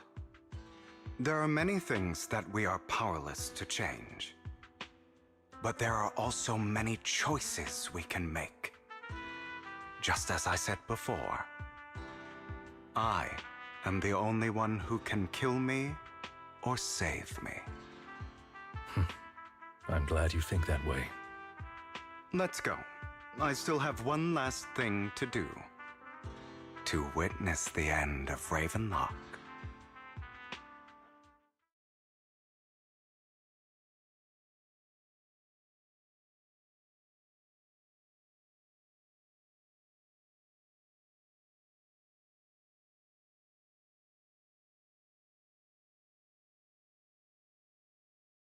You really think you can take my place if I die? Never, you filthy bastard! Your little tricks mean nothing. As long as the Ravenlock family stands, I can still get back on my feet. You still don't get it, do you? This was never about avenging my father. And I don't care about taking your place. I didn't come this far just to kill you. That'd be pathetic. Right on cue. Why don't you take a look at this, Uncle? On behalf of TOPS, I'd like to clarify that we had no involvement in the Ravenlock family's actions. TOPS is officially terminating all partnerships with the Ravenlock family, effective immediately. We will have no further affiliation with them. Are you crazy? What the hell do you get out of ruining the Ravenlocks? You want to be a petty thief forever? Thief? Oh, Uncle. Allow me to reintroduce myself. I'm the name people whisper about. The one who robs the rich and gives to the poor. I'm the master con artist who can fool anyone, anytime. I'm the leader of Mockingbird. The one who turns every headline into my own stage. That's so fucking cool! I have friends who'd catch me if I fall, partners who'd shed tears for me, and allies who always have my back. I am Hugo Vlad. You're the one who needs the Ravenlock name.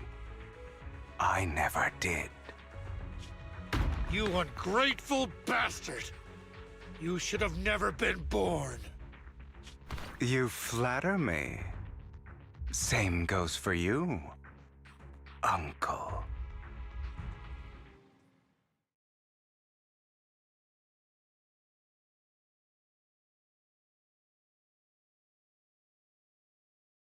You've done well, Vivian. You had better give me an explanation. And here I thought this would be a touching reunion. What's with all the anger? Hugo, I'm a member of Mockingbird too, and I mourned your death.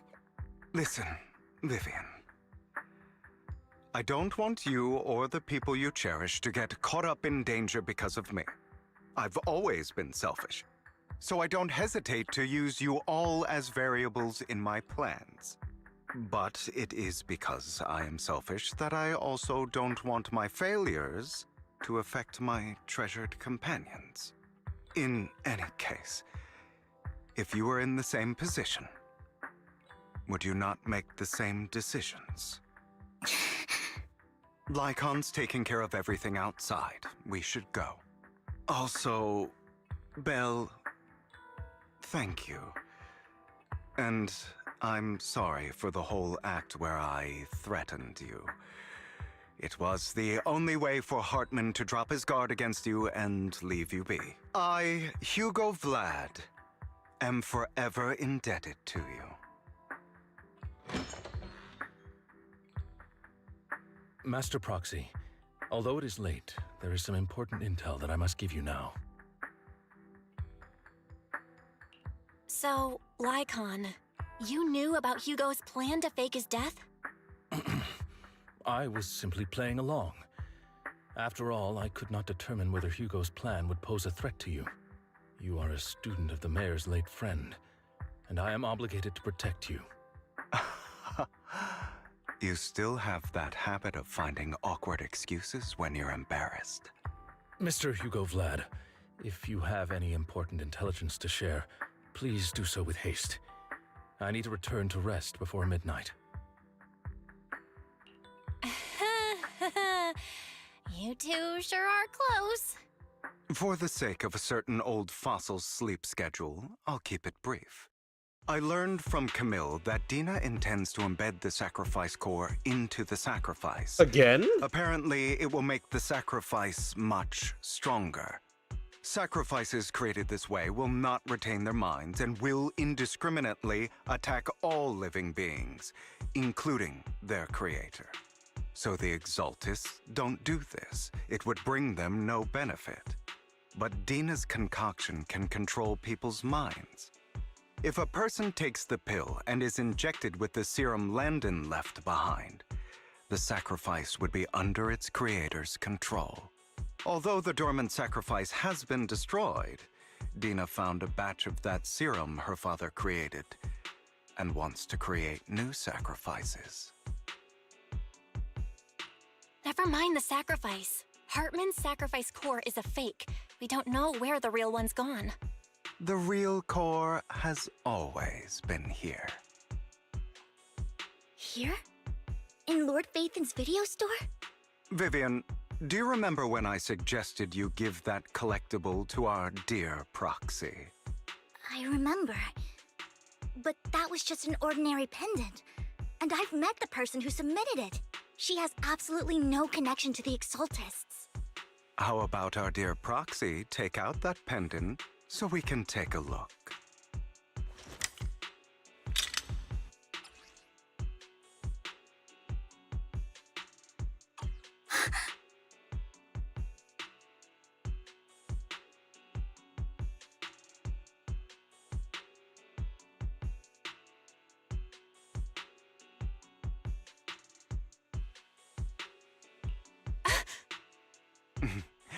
I'll take your surprised expressions as a compliment for my little trick. I will hand over this core to the mayor as agreed, since he fulfilled his promise to protect Vivian and the manager while I was pretending to be dead. I won't go back on my promises. No wonder the mayor would promote rhetoric favorable to Mockingbird. I can't believe I thought he was actually being sincere. Since we have the sacrifice core, all we have to do now is stop Dina from using innocent people to make more sacrifices. Yes, and we need to destroy the last batch of Landon's serum. Hopefully with no options left, Dina will give up her obsession. All right, that's the important stuff. I'm going to go and confirm where Landon's serum's been stashed. I'll contact you again once I have something.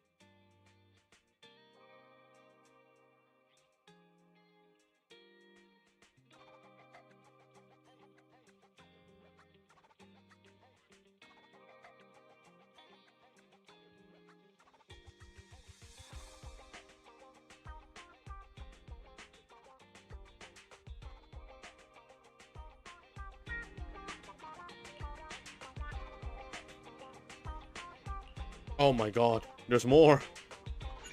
Alright. I thought that was the end. Never mind. Alright, maybe there's no Stariel then.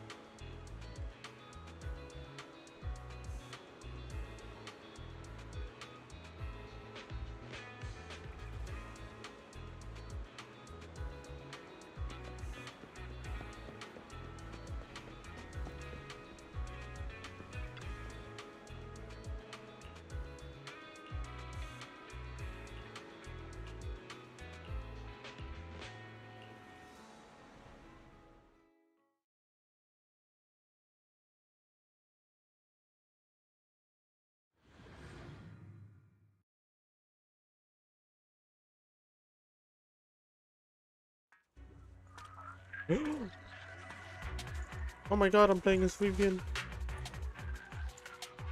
Landon's stash should be somewhere nearby.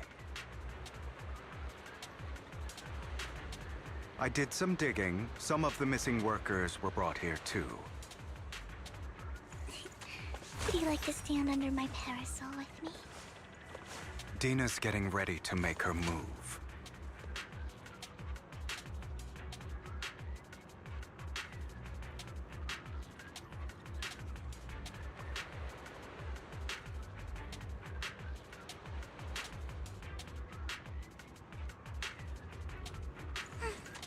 Weather's nice now that the rain clouds have been chased off.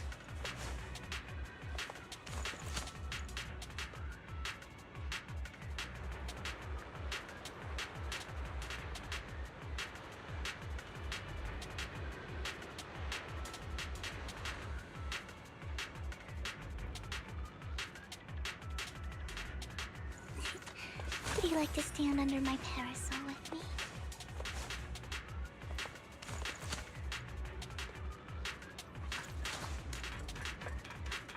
Don't worry, we'll clear them out. What the hell? What the hell was the dodge counter?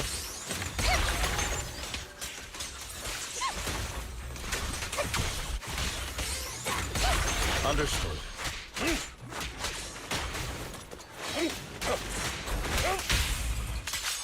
Yep.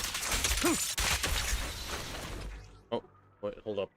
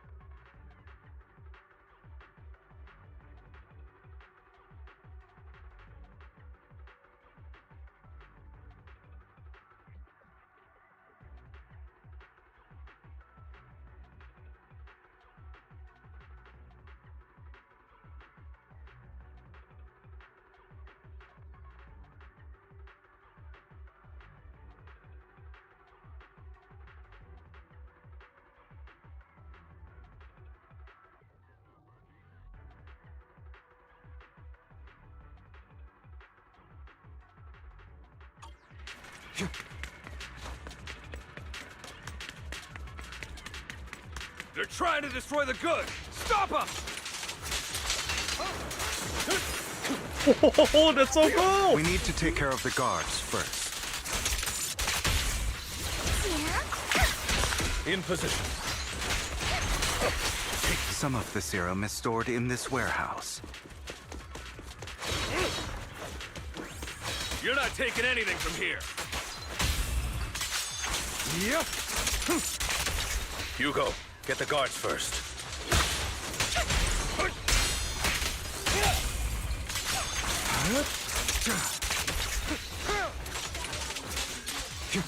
You just stepped into your own grave!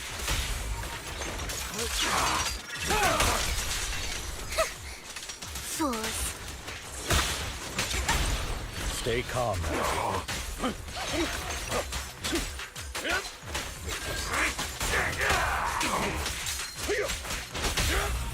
Truth is a beloved fairy tale. Say no more. Whoa.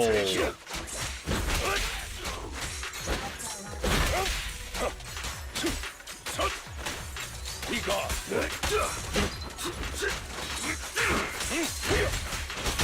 I'll write the ending to your nightmare. Where are you looking? What, scram before I get angry? Fine, if you insist. More of Landon's serum survives than expected. Fortunately, since they're still here, it means Dina hasn't executed the final step of her plan. There's likely a lot more stashed around here, and we have yet to locate the missing people. Our actions here won't go unnoticed. Perhaps they're making plans to deal with us on their side. With Landon and Dina's concoctions combined, she may be capable of creating a sacrifice that obeys her. If it comes to that, this will get far more troublesome.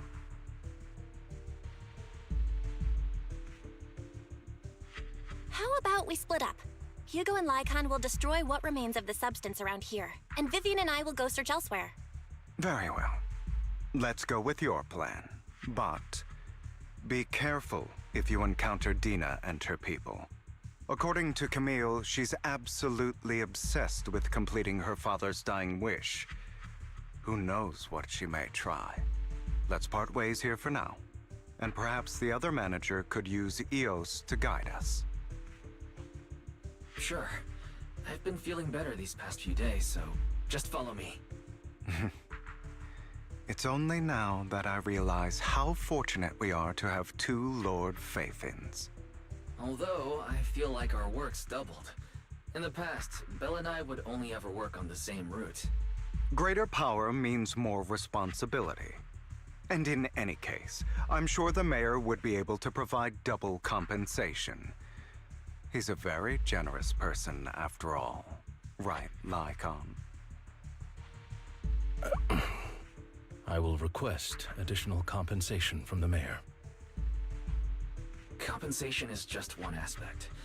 It's one thing with Belle being in the Hollow in person, but now with us working on separate routes, I can't help but worry even more for her safety. Oh, but I trust in your abilities. I'm just not quite used to this.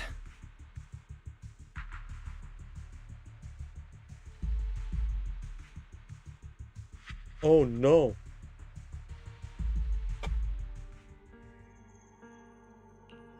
This is the future I saw, Lord Pathan.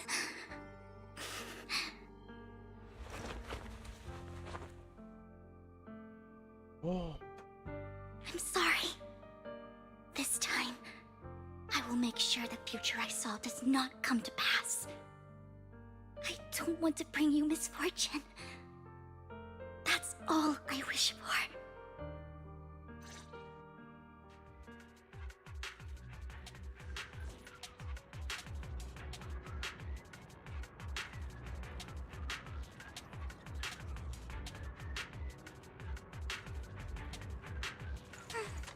Fool. Leave this to me, Lord Phaethon.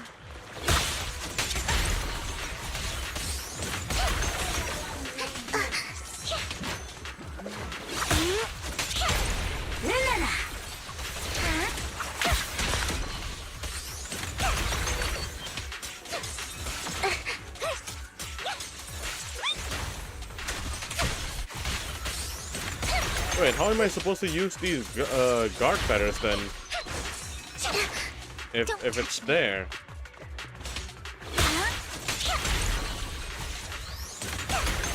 What?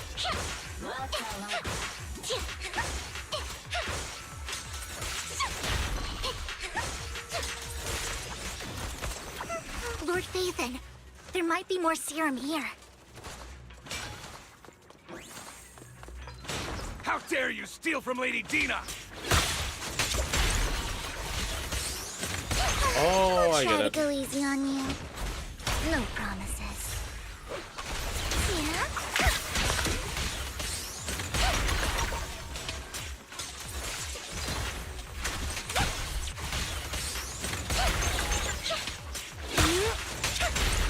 Oh, when she uses It's herself. perfect today. There are containers by the fissure.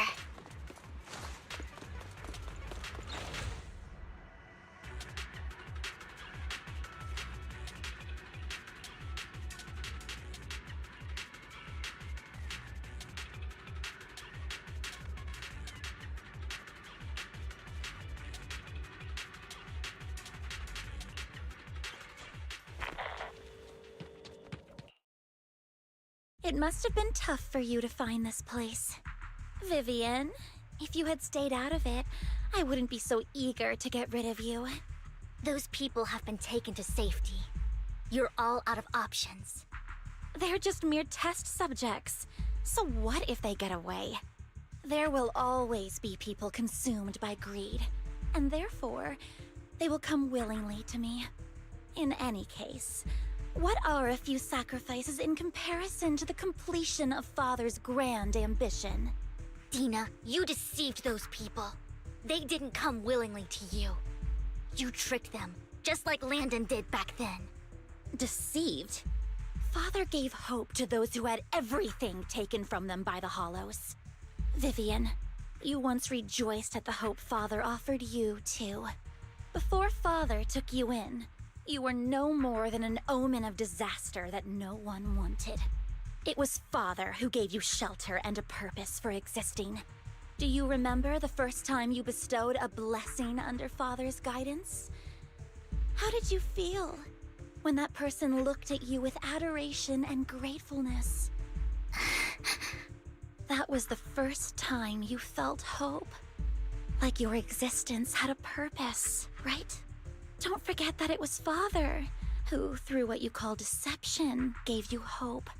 And you, what have you done? You basked in Father's attention and everyone's adoration, only to destroy everything. Do you think that by leaving the Exaltists, those people will live better lives? Of course not. Those who suffered under the Hollows will only continue on as walking corpses, without the hope Father gave them. Do you really think you're some sort of savior, Vivian? In the end, you're just an ungrateful brat who brings misfortune to those around her. It was you who destroyed everyone's hope. Not everyone wants to live in false hope, Dina. You say it's because of greed that people willingly become your sacrifices. Perhaps those people aren't entirely virtuous. But that greed is just wanting to live a better life beyond the Hollows. What you and Landon have done was never about giving people hope, but exploiting it. Stop lying to yourself. Deep down, you know what Landon did was cruel. No. Back then, when Landon wanted to inject you with the serum, the fear in your face was as plain as day. I saw it all clearly. If all of this is as righteous as you claim, then why did you make such an expression, Dina? Don't look at me with such pity! Father did nothing wrong. All of this is to make something of the Hollows other than disaster. That's everyone's only hope. Dina, it's not too late to stop. Stop living in this lie. You know what would happen if a sacrifice loses control and escapes the Hollow. It's not the Hollows that are to blame for those people's deaths, but the hope you keep talking about. That will cause more despair and claim more lives. That is merely the necessary sacrifice to accomplish a greater goal. No one deserves to be a sacrifice.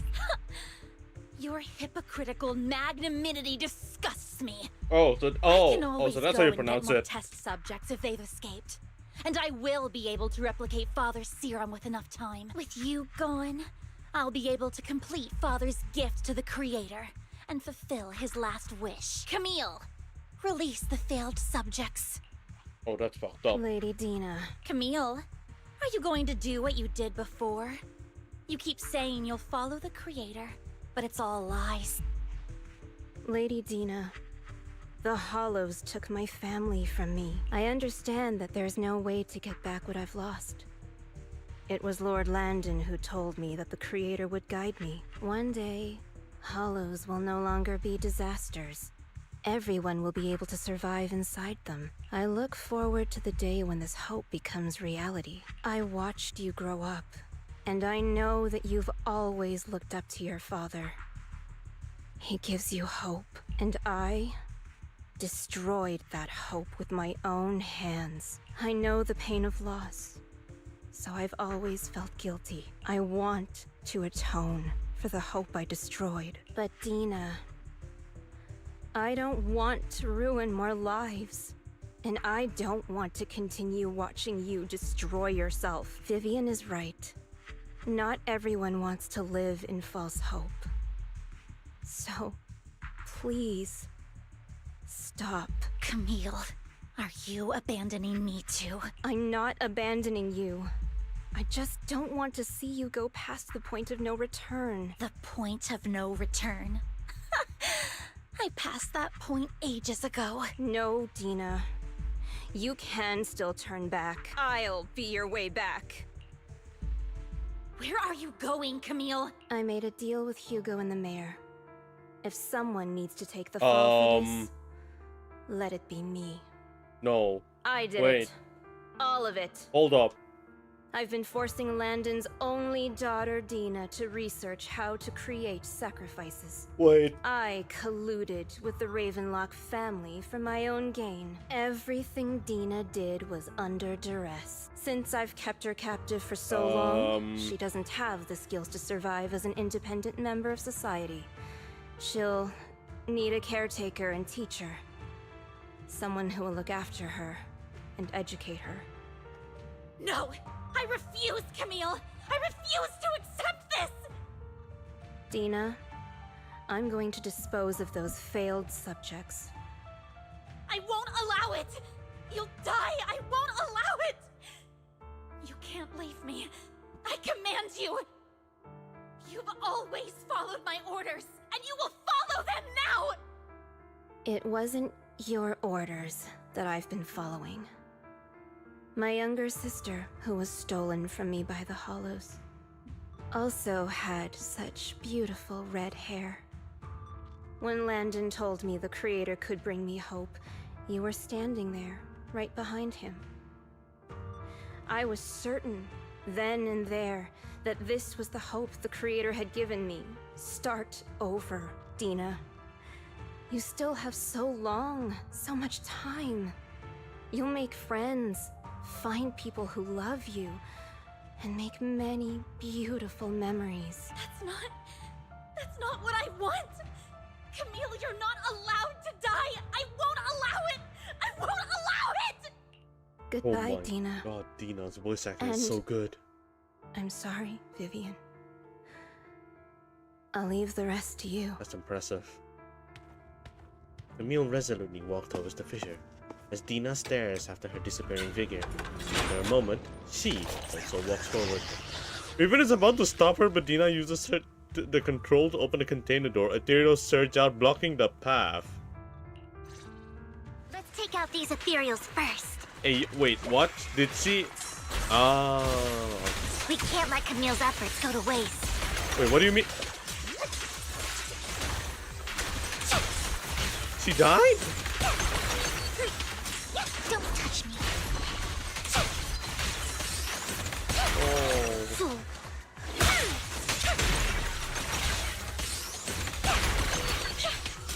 Oh, it's not that they're tanky. Those are elite mobs.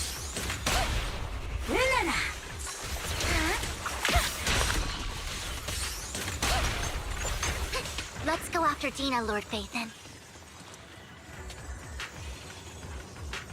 They must be on the other side of the fissure.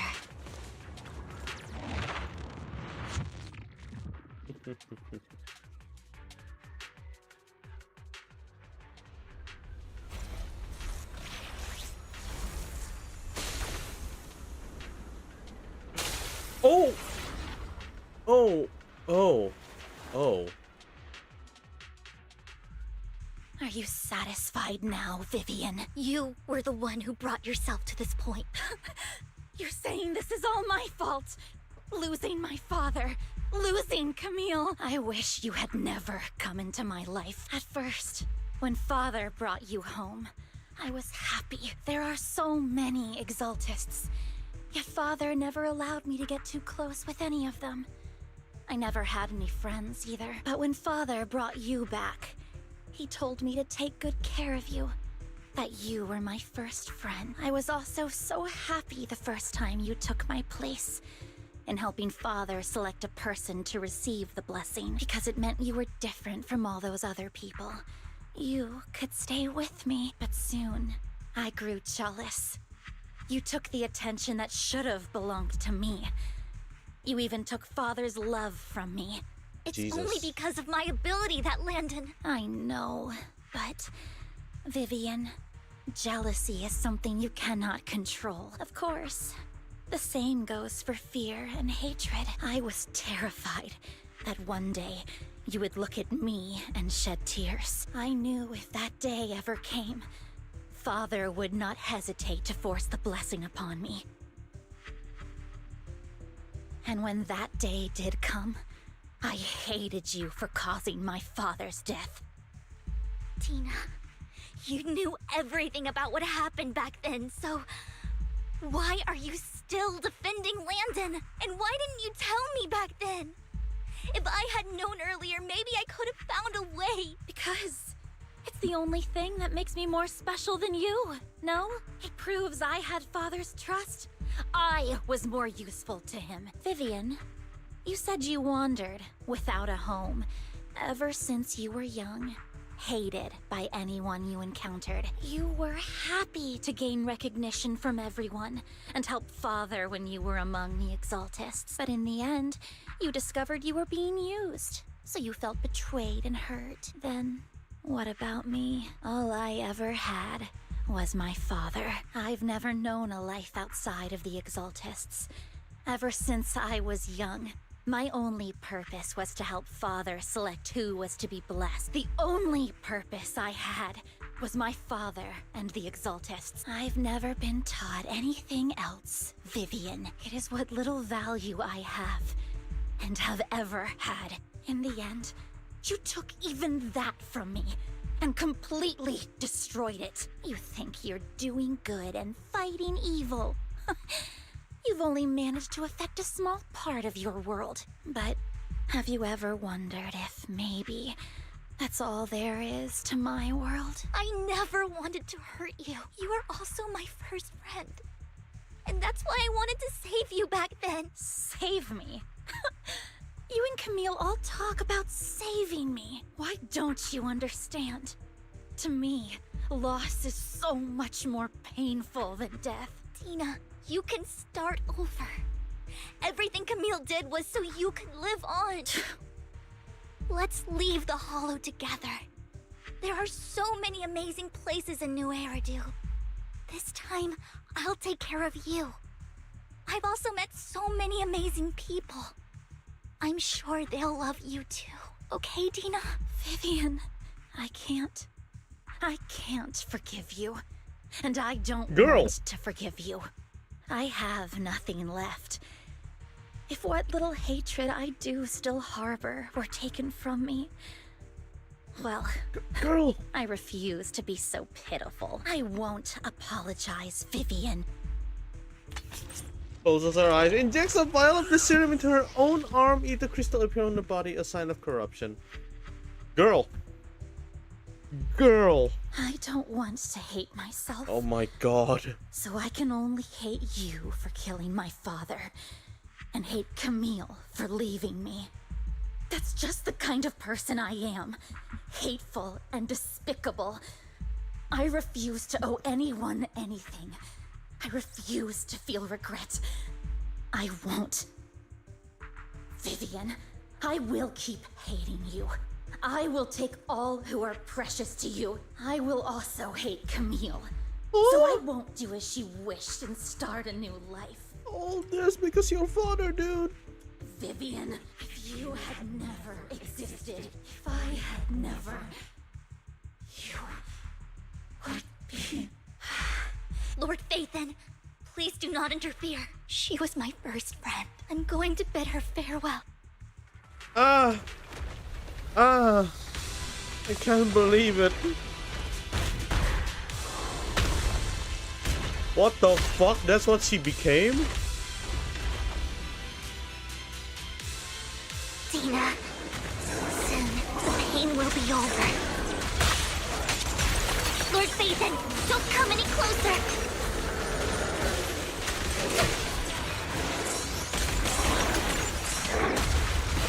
Okay, I can roughly figure out the... I can roughly figure out the attack pattern for this fella.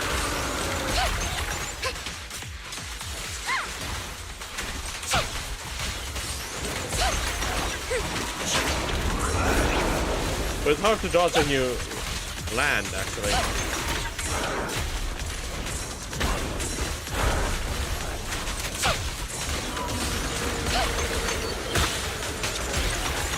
That's a lot of iframe from Vivian.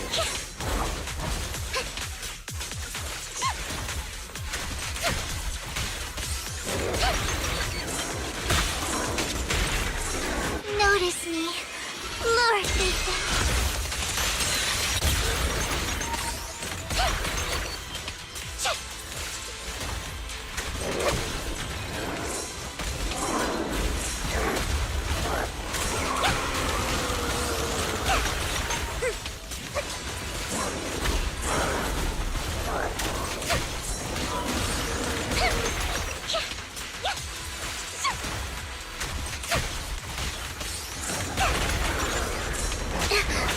Oh, whoops. This time that...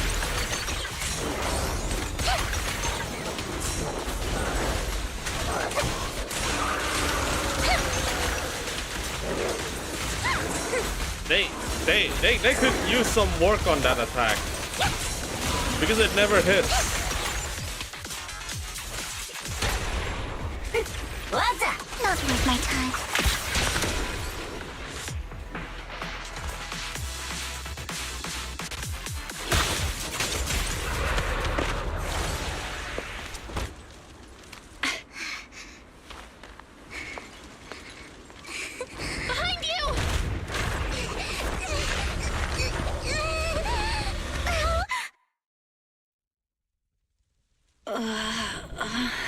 What happened? What the? Oh. Vivian!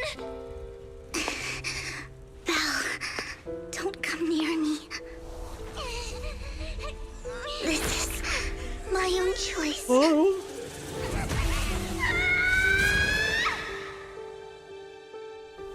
I will change the fate I saw. Vivian! I just want you to remember me when I looked my best. Vivian! Vivian, your body. I'm sorry you had to see me like this, but I don't want to be the one that only brings misfortune anymore. No, please. No. It's so warm, and the night is beautiful.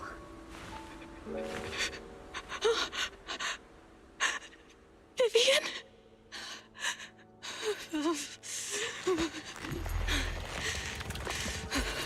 No. It can't end like this. Oh my god.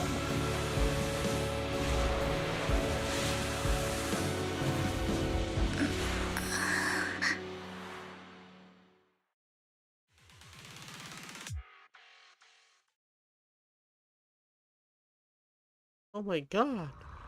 It feels as if you had a long dream where you saw your teacher again with a familiar smile. But soon, the environment and your teacher both dissolve in the water, like behind a misty curtain, blurring, then vanishing. Belle, you're scaring me. Belle, I'm so glad you're awake. What happened? I remember Vivian and I... Wait, where's Vivian?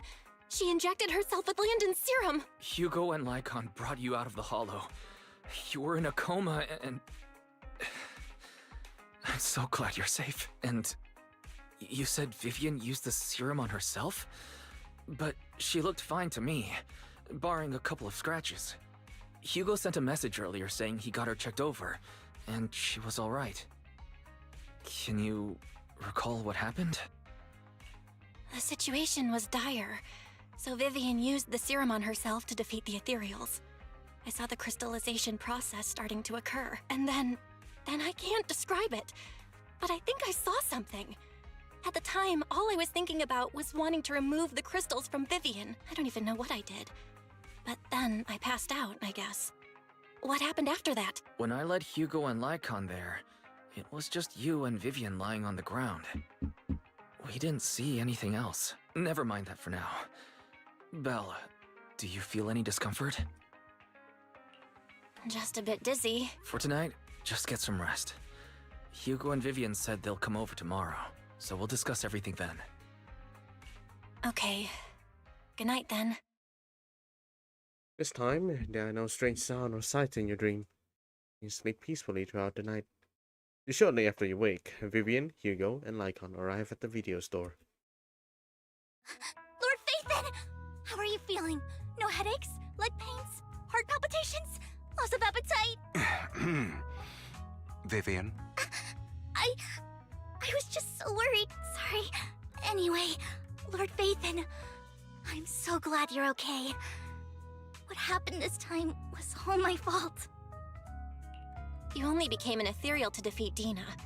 If it weren't for you, neither of us would have made it out alive. So, what happened? Belle said she saw the crystallization process start, but I didn't see anything through EOS. Hugo, Lycon, did either of you guys see anything strange? Allow me to explain. Miss Vivian told us what happened after she awoke, and the mayor arranged a full medical checkup for her. Based on the results, Miss Vivian indeed shows mild corruption sequelae. But if the crystallization process had already started, the lingering effects should be far more severe. To be precise, if the process had already reached the point of mass surface crystallization, it should have taken no time at all to become an ethereal. So, the mayor theorizes that it was the etheric energy within Master Proxy's body that affected Vivian's condition and the surrounding etheric particles, causing Vivian's corruption to recede. Essentially, corruption is a reaction between the etheric particles inside the body and in the surrounding environment. Therefore, it's not necessarily irreversible, just that currently our mainstream method of defense is prevention. How come I didn't know I had this ability? How's it even possible for me to influence other people's etheric particles? That makes it sound like I can manipulate etheric energy at will. Master Proxy, you are special. This is a gift your teacher left you. Our teacher? So this has to do with her? I don't know all the details, so I cannot explain everything to you. My apologies. However, Miss Yixuan might be able to answer some of your questions. She will visit you sometime soon. So please feel free to ask her any questions you may have. Oh, so that's how 2.0 started. Damn. She has quite an eccentric personality.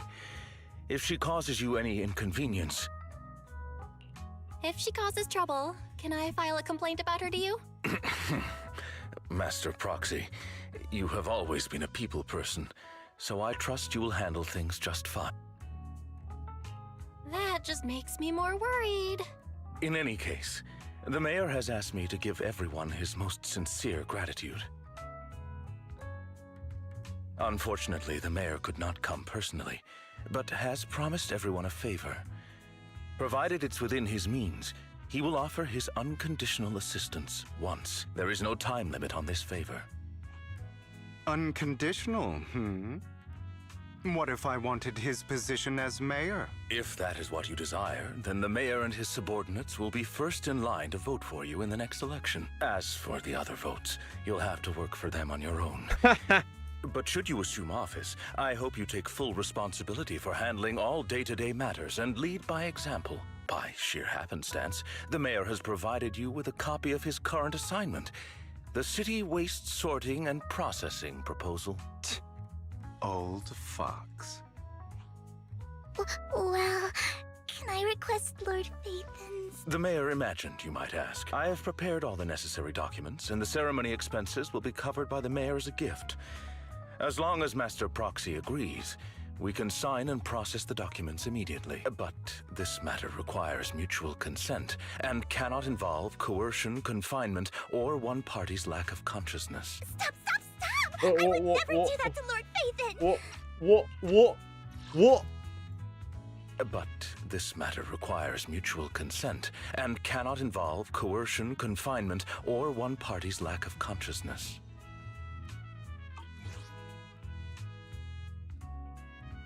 What the? Why? Vivian can do that? What the hell? Probably. Oh, you can? At least not today. Oh, you can. As for you, Master Proxies, the mayor has some sense of what you desire. That said, he hopes you might speak with Miss Yixuan first before you decide the timing of that favor. Oh, Hugo and Lycon are still bickering, and Vivian sits to one side, eager and anticipatory.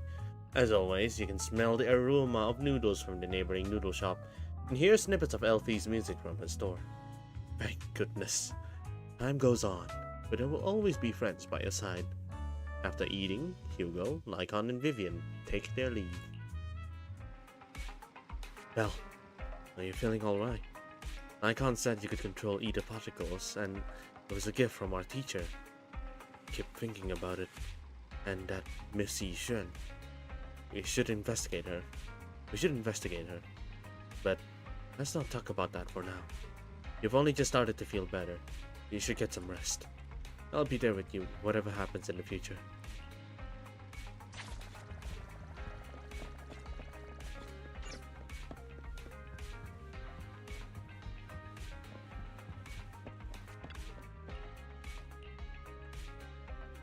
And doesn't that prove that her research was focused on mitigating the damage hollows have on humanity? Perhaps this can serve as evidence that she was innocent. But I don't feel anything yet. Doesn't feel like I have any special powers. Your thoughts are all jumbled together, and your mind feels heavier and heavier. You drift off without noticing it. Hey.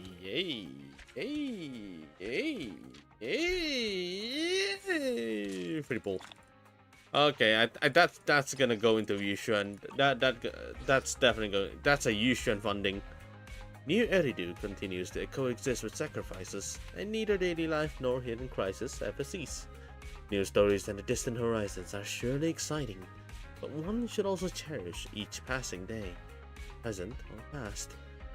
One day, they'll become memories worth holding on to.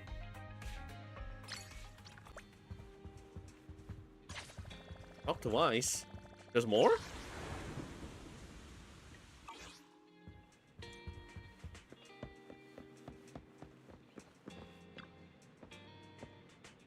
Well, someone calling herself sorry. Yixuan is here for you. She's dressed like one of those masters of the mystic arts from those movies. Do you know her? I do. She saved me from Holos. Ice, do you remember what the mayor said before? That she'd bring in a Void Hunter ranked special investigator to help us adjust to our ether aptitude? Yixuan is that investigator. I see. No wonder she has such a unique presence. According to her, we have some good feng shui, and 6th Street is geomantically blessed and a good place to live too. That makes sense. Yeah, you look so serious. It didn't sound like just empty flattery. We weren't here when she came in earlier. I asked if she wanted to stay and wait, but she said she wanted to take a look around and you could talk once you were free. If you have time, you should go find her. I have time. I'm gonna go find her.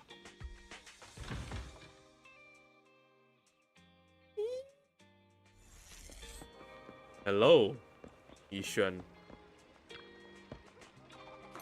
What the fuck? That's not Yishun. Hello, Yishun or Ningguang. I did not expect that such a spiritual entity would exist here. It appears this street is a geomantic gem.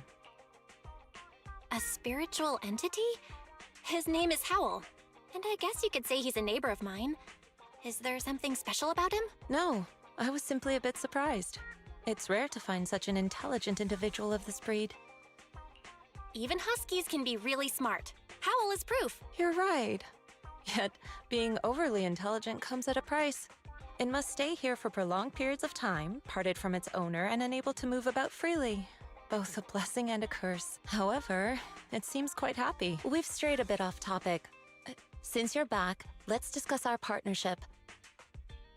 Yishun gently pats Howl's head, stuffs a few pennies into his money pouch, and then you return to the video store. Nice job. Good air circulation, excellent layout. Very suitable for a business. Your bamboo here are also very energetic. It seems your fortune is good when it comes to wealth. Didn't expect you to understand feng shui. Thank you for your blessings. But who exactly are you? Why is voice actor looking Asian? He's Asian, isn't he? The way he pronounced feng shui is really nice. Why is voice actor?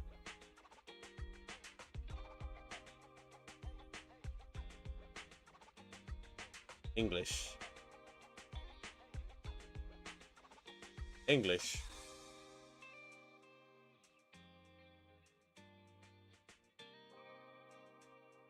Stephen Fu. Yeah, that makes sense. That makes so much sense. The way he pronounced feng shui is really nice. It's good. Didn't expect you to understand feng shui. I suppose this is our first official meeting since parting ways in the Hollow. Now that both of you are present, allow me to reintroduce myself. My name is Yi Xuan, a mystic from Yunquei Summit. Wait, mystic? Like those people in movies who can tell your fortune and go around blessing people? This is my first time meeting one in real life, but what's Yunquei Summit? And you can tell which one is not Chinese, is not Asian. Just an ordinary sect of the mystic arts. Our disciples travel all across New Eridu and sometimes collaborate with authorities. Currently, I'm affiliated with the Hollow Investigative Association. Right now, however, I'm here to discuss a partnership in the name of the Mayflowers. So, what sort of partnership are we talking about? I have reviewed the documents provided by the Mayflowers. You previously underwent an implant surgery. After recent adjustments, abnormalities occurred. These abnormalities bear resemblance to the craft practiced by us at Yunquei Summit. If you are willing, I can teach you how to better control your abilities. Ooh. To better control my abilities. It sounds great, but there's no such thing as a free lunch. Since you're willing to teach us your craft, Shifu, you must want something in return, right? That's right. Mayflower will have you join me for some investigations. Looking at my divination results, this will be a complicated and very likely dangerous matter. He's still going over the details, but should have more information for you soon. You can wait until then to decide.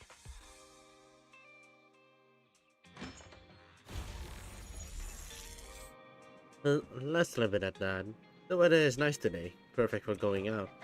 I just happen to need to head to the nearby store to collect something. If you're free, how about coming with me? We have a long path ahead of us, so it would be good to take the opportunity to learn more about each other's ways and methods.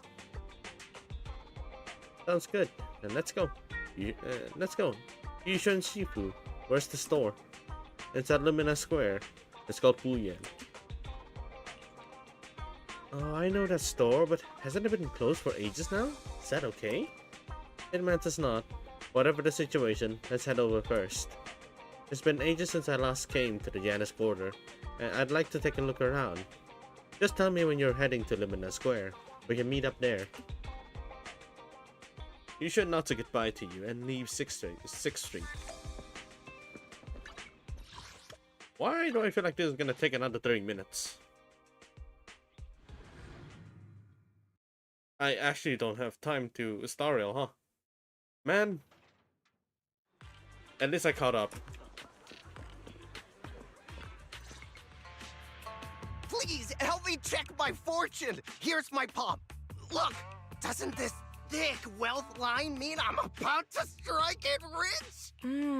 I've looked it over, and your fortune is decent. Huh? You barely looked at it, and you're already done? You have good fortune. What? You don't believe me? I do. Thank you so much. Next, it's my turn. Hey, wait, hey, quit cutting in line. So, this is where you were. Who are all these people? Here, Belle? I decided to take a break. I didn't expect so many people to come seeking my divination services. Don't worry. I need no more than a simple spell to solve this matter. Fortune-telling services is 10,000 dennies per session. All gone? Good. It seems the Banish Wealth and Desire spell is still effective. No. No. No, she's just like Miyabi. Oh my god. Wait, hold up. That's a good thing. Yes. Yes. She's just like Miyabi. Banish wealth and desire? That's a spell? This isn't the kind of craft you said you were going to teach us, is it? Our video store has a business license, and we'd get complaints if we charged unfair rates. Of course not. This is just a trick to deal with trouble. I'll take my time showing you the true craft of Yunkwai Summit. For now, let's find that shop.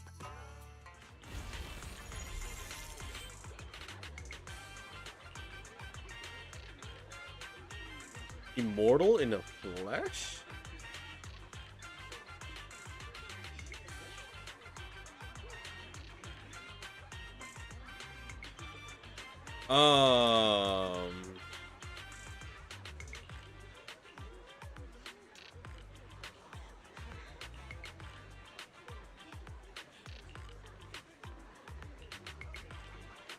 So, you wish to use the mystic arts as a cover to convince it to get repairs.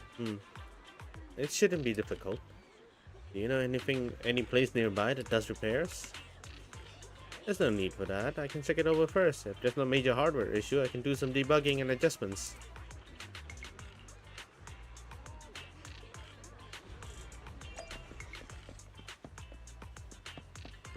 Oh, it's the Caledon boo. No, wait, it's a different boo. It's Cece.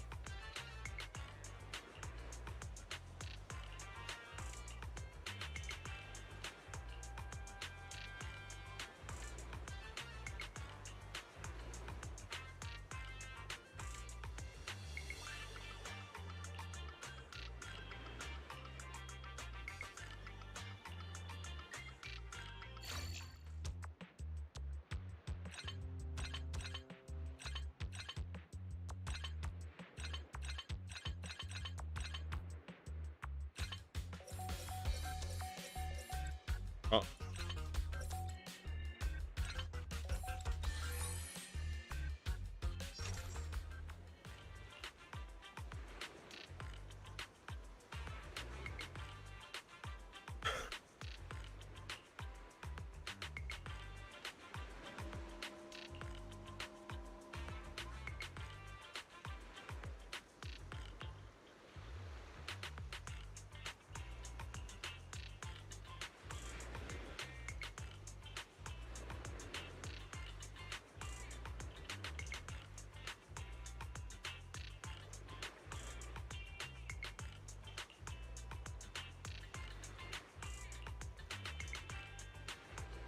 Huh.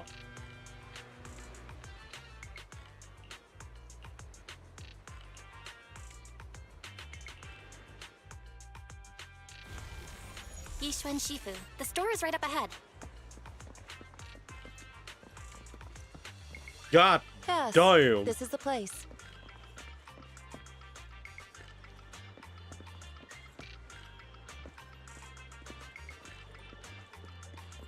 That's... holy shit. this is the one. Seems it's closed. Another wasted trip. Not necessarily. 1 second, please.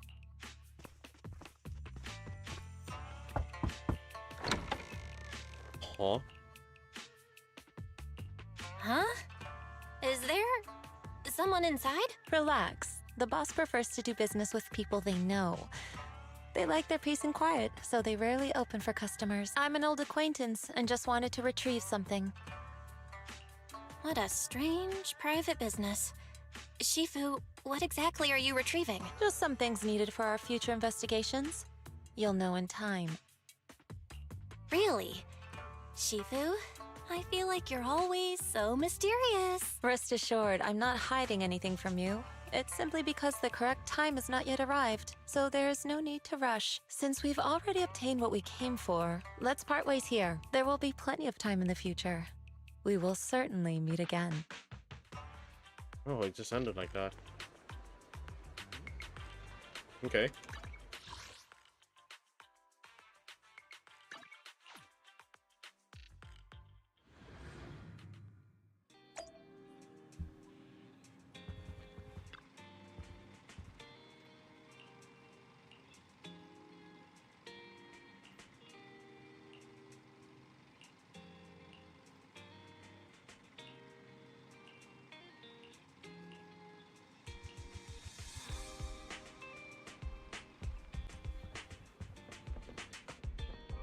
Alright, it's finally, it is done.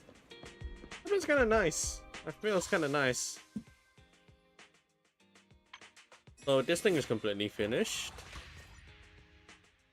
And I got my Wenjin. So now I'm left with clearing this one out and this event.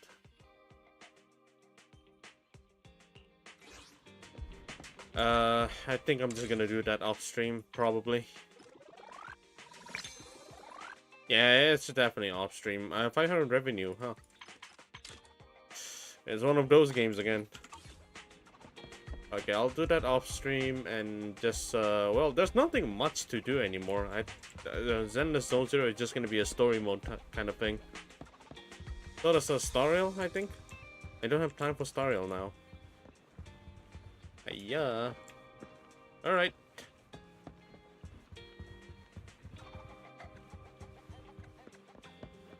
I'm just gonna end the stream then. GG's. GG's. It's highly likely that I'm gonna take a break for like for this weekend. Depending on the situation. If I manage to finish all of my work in time in a span of 2 days, I can actually stream around like a Sunday night. Okay. Good night. Thank you for watching. I'll be out. Bye bye.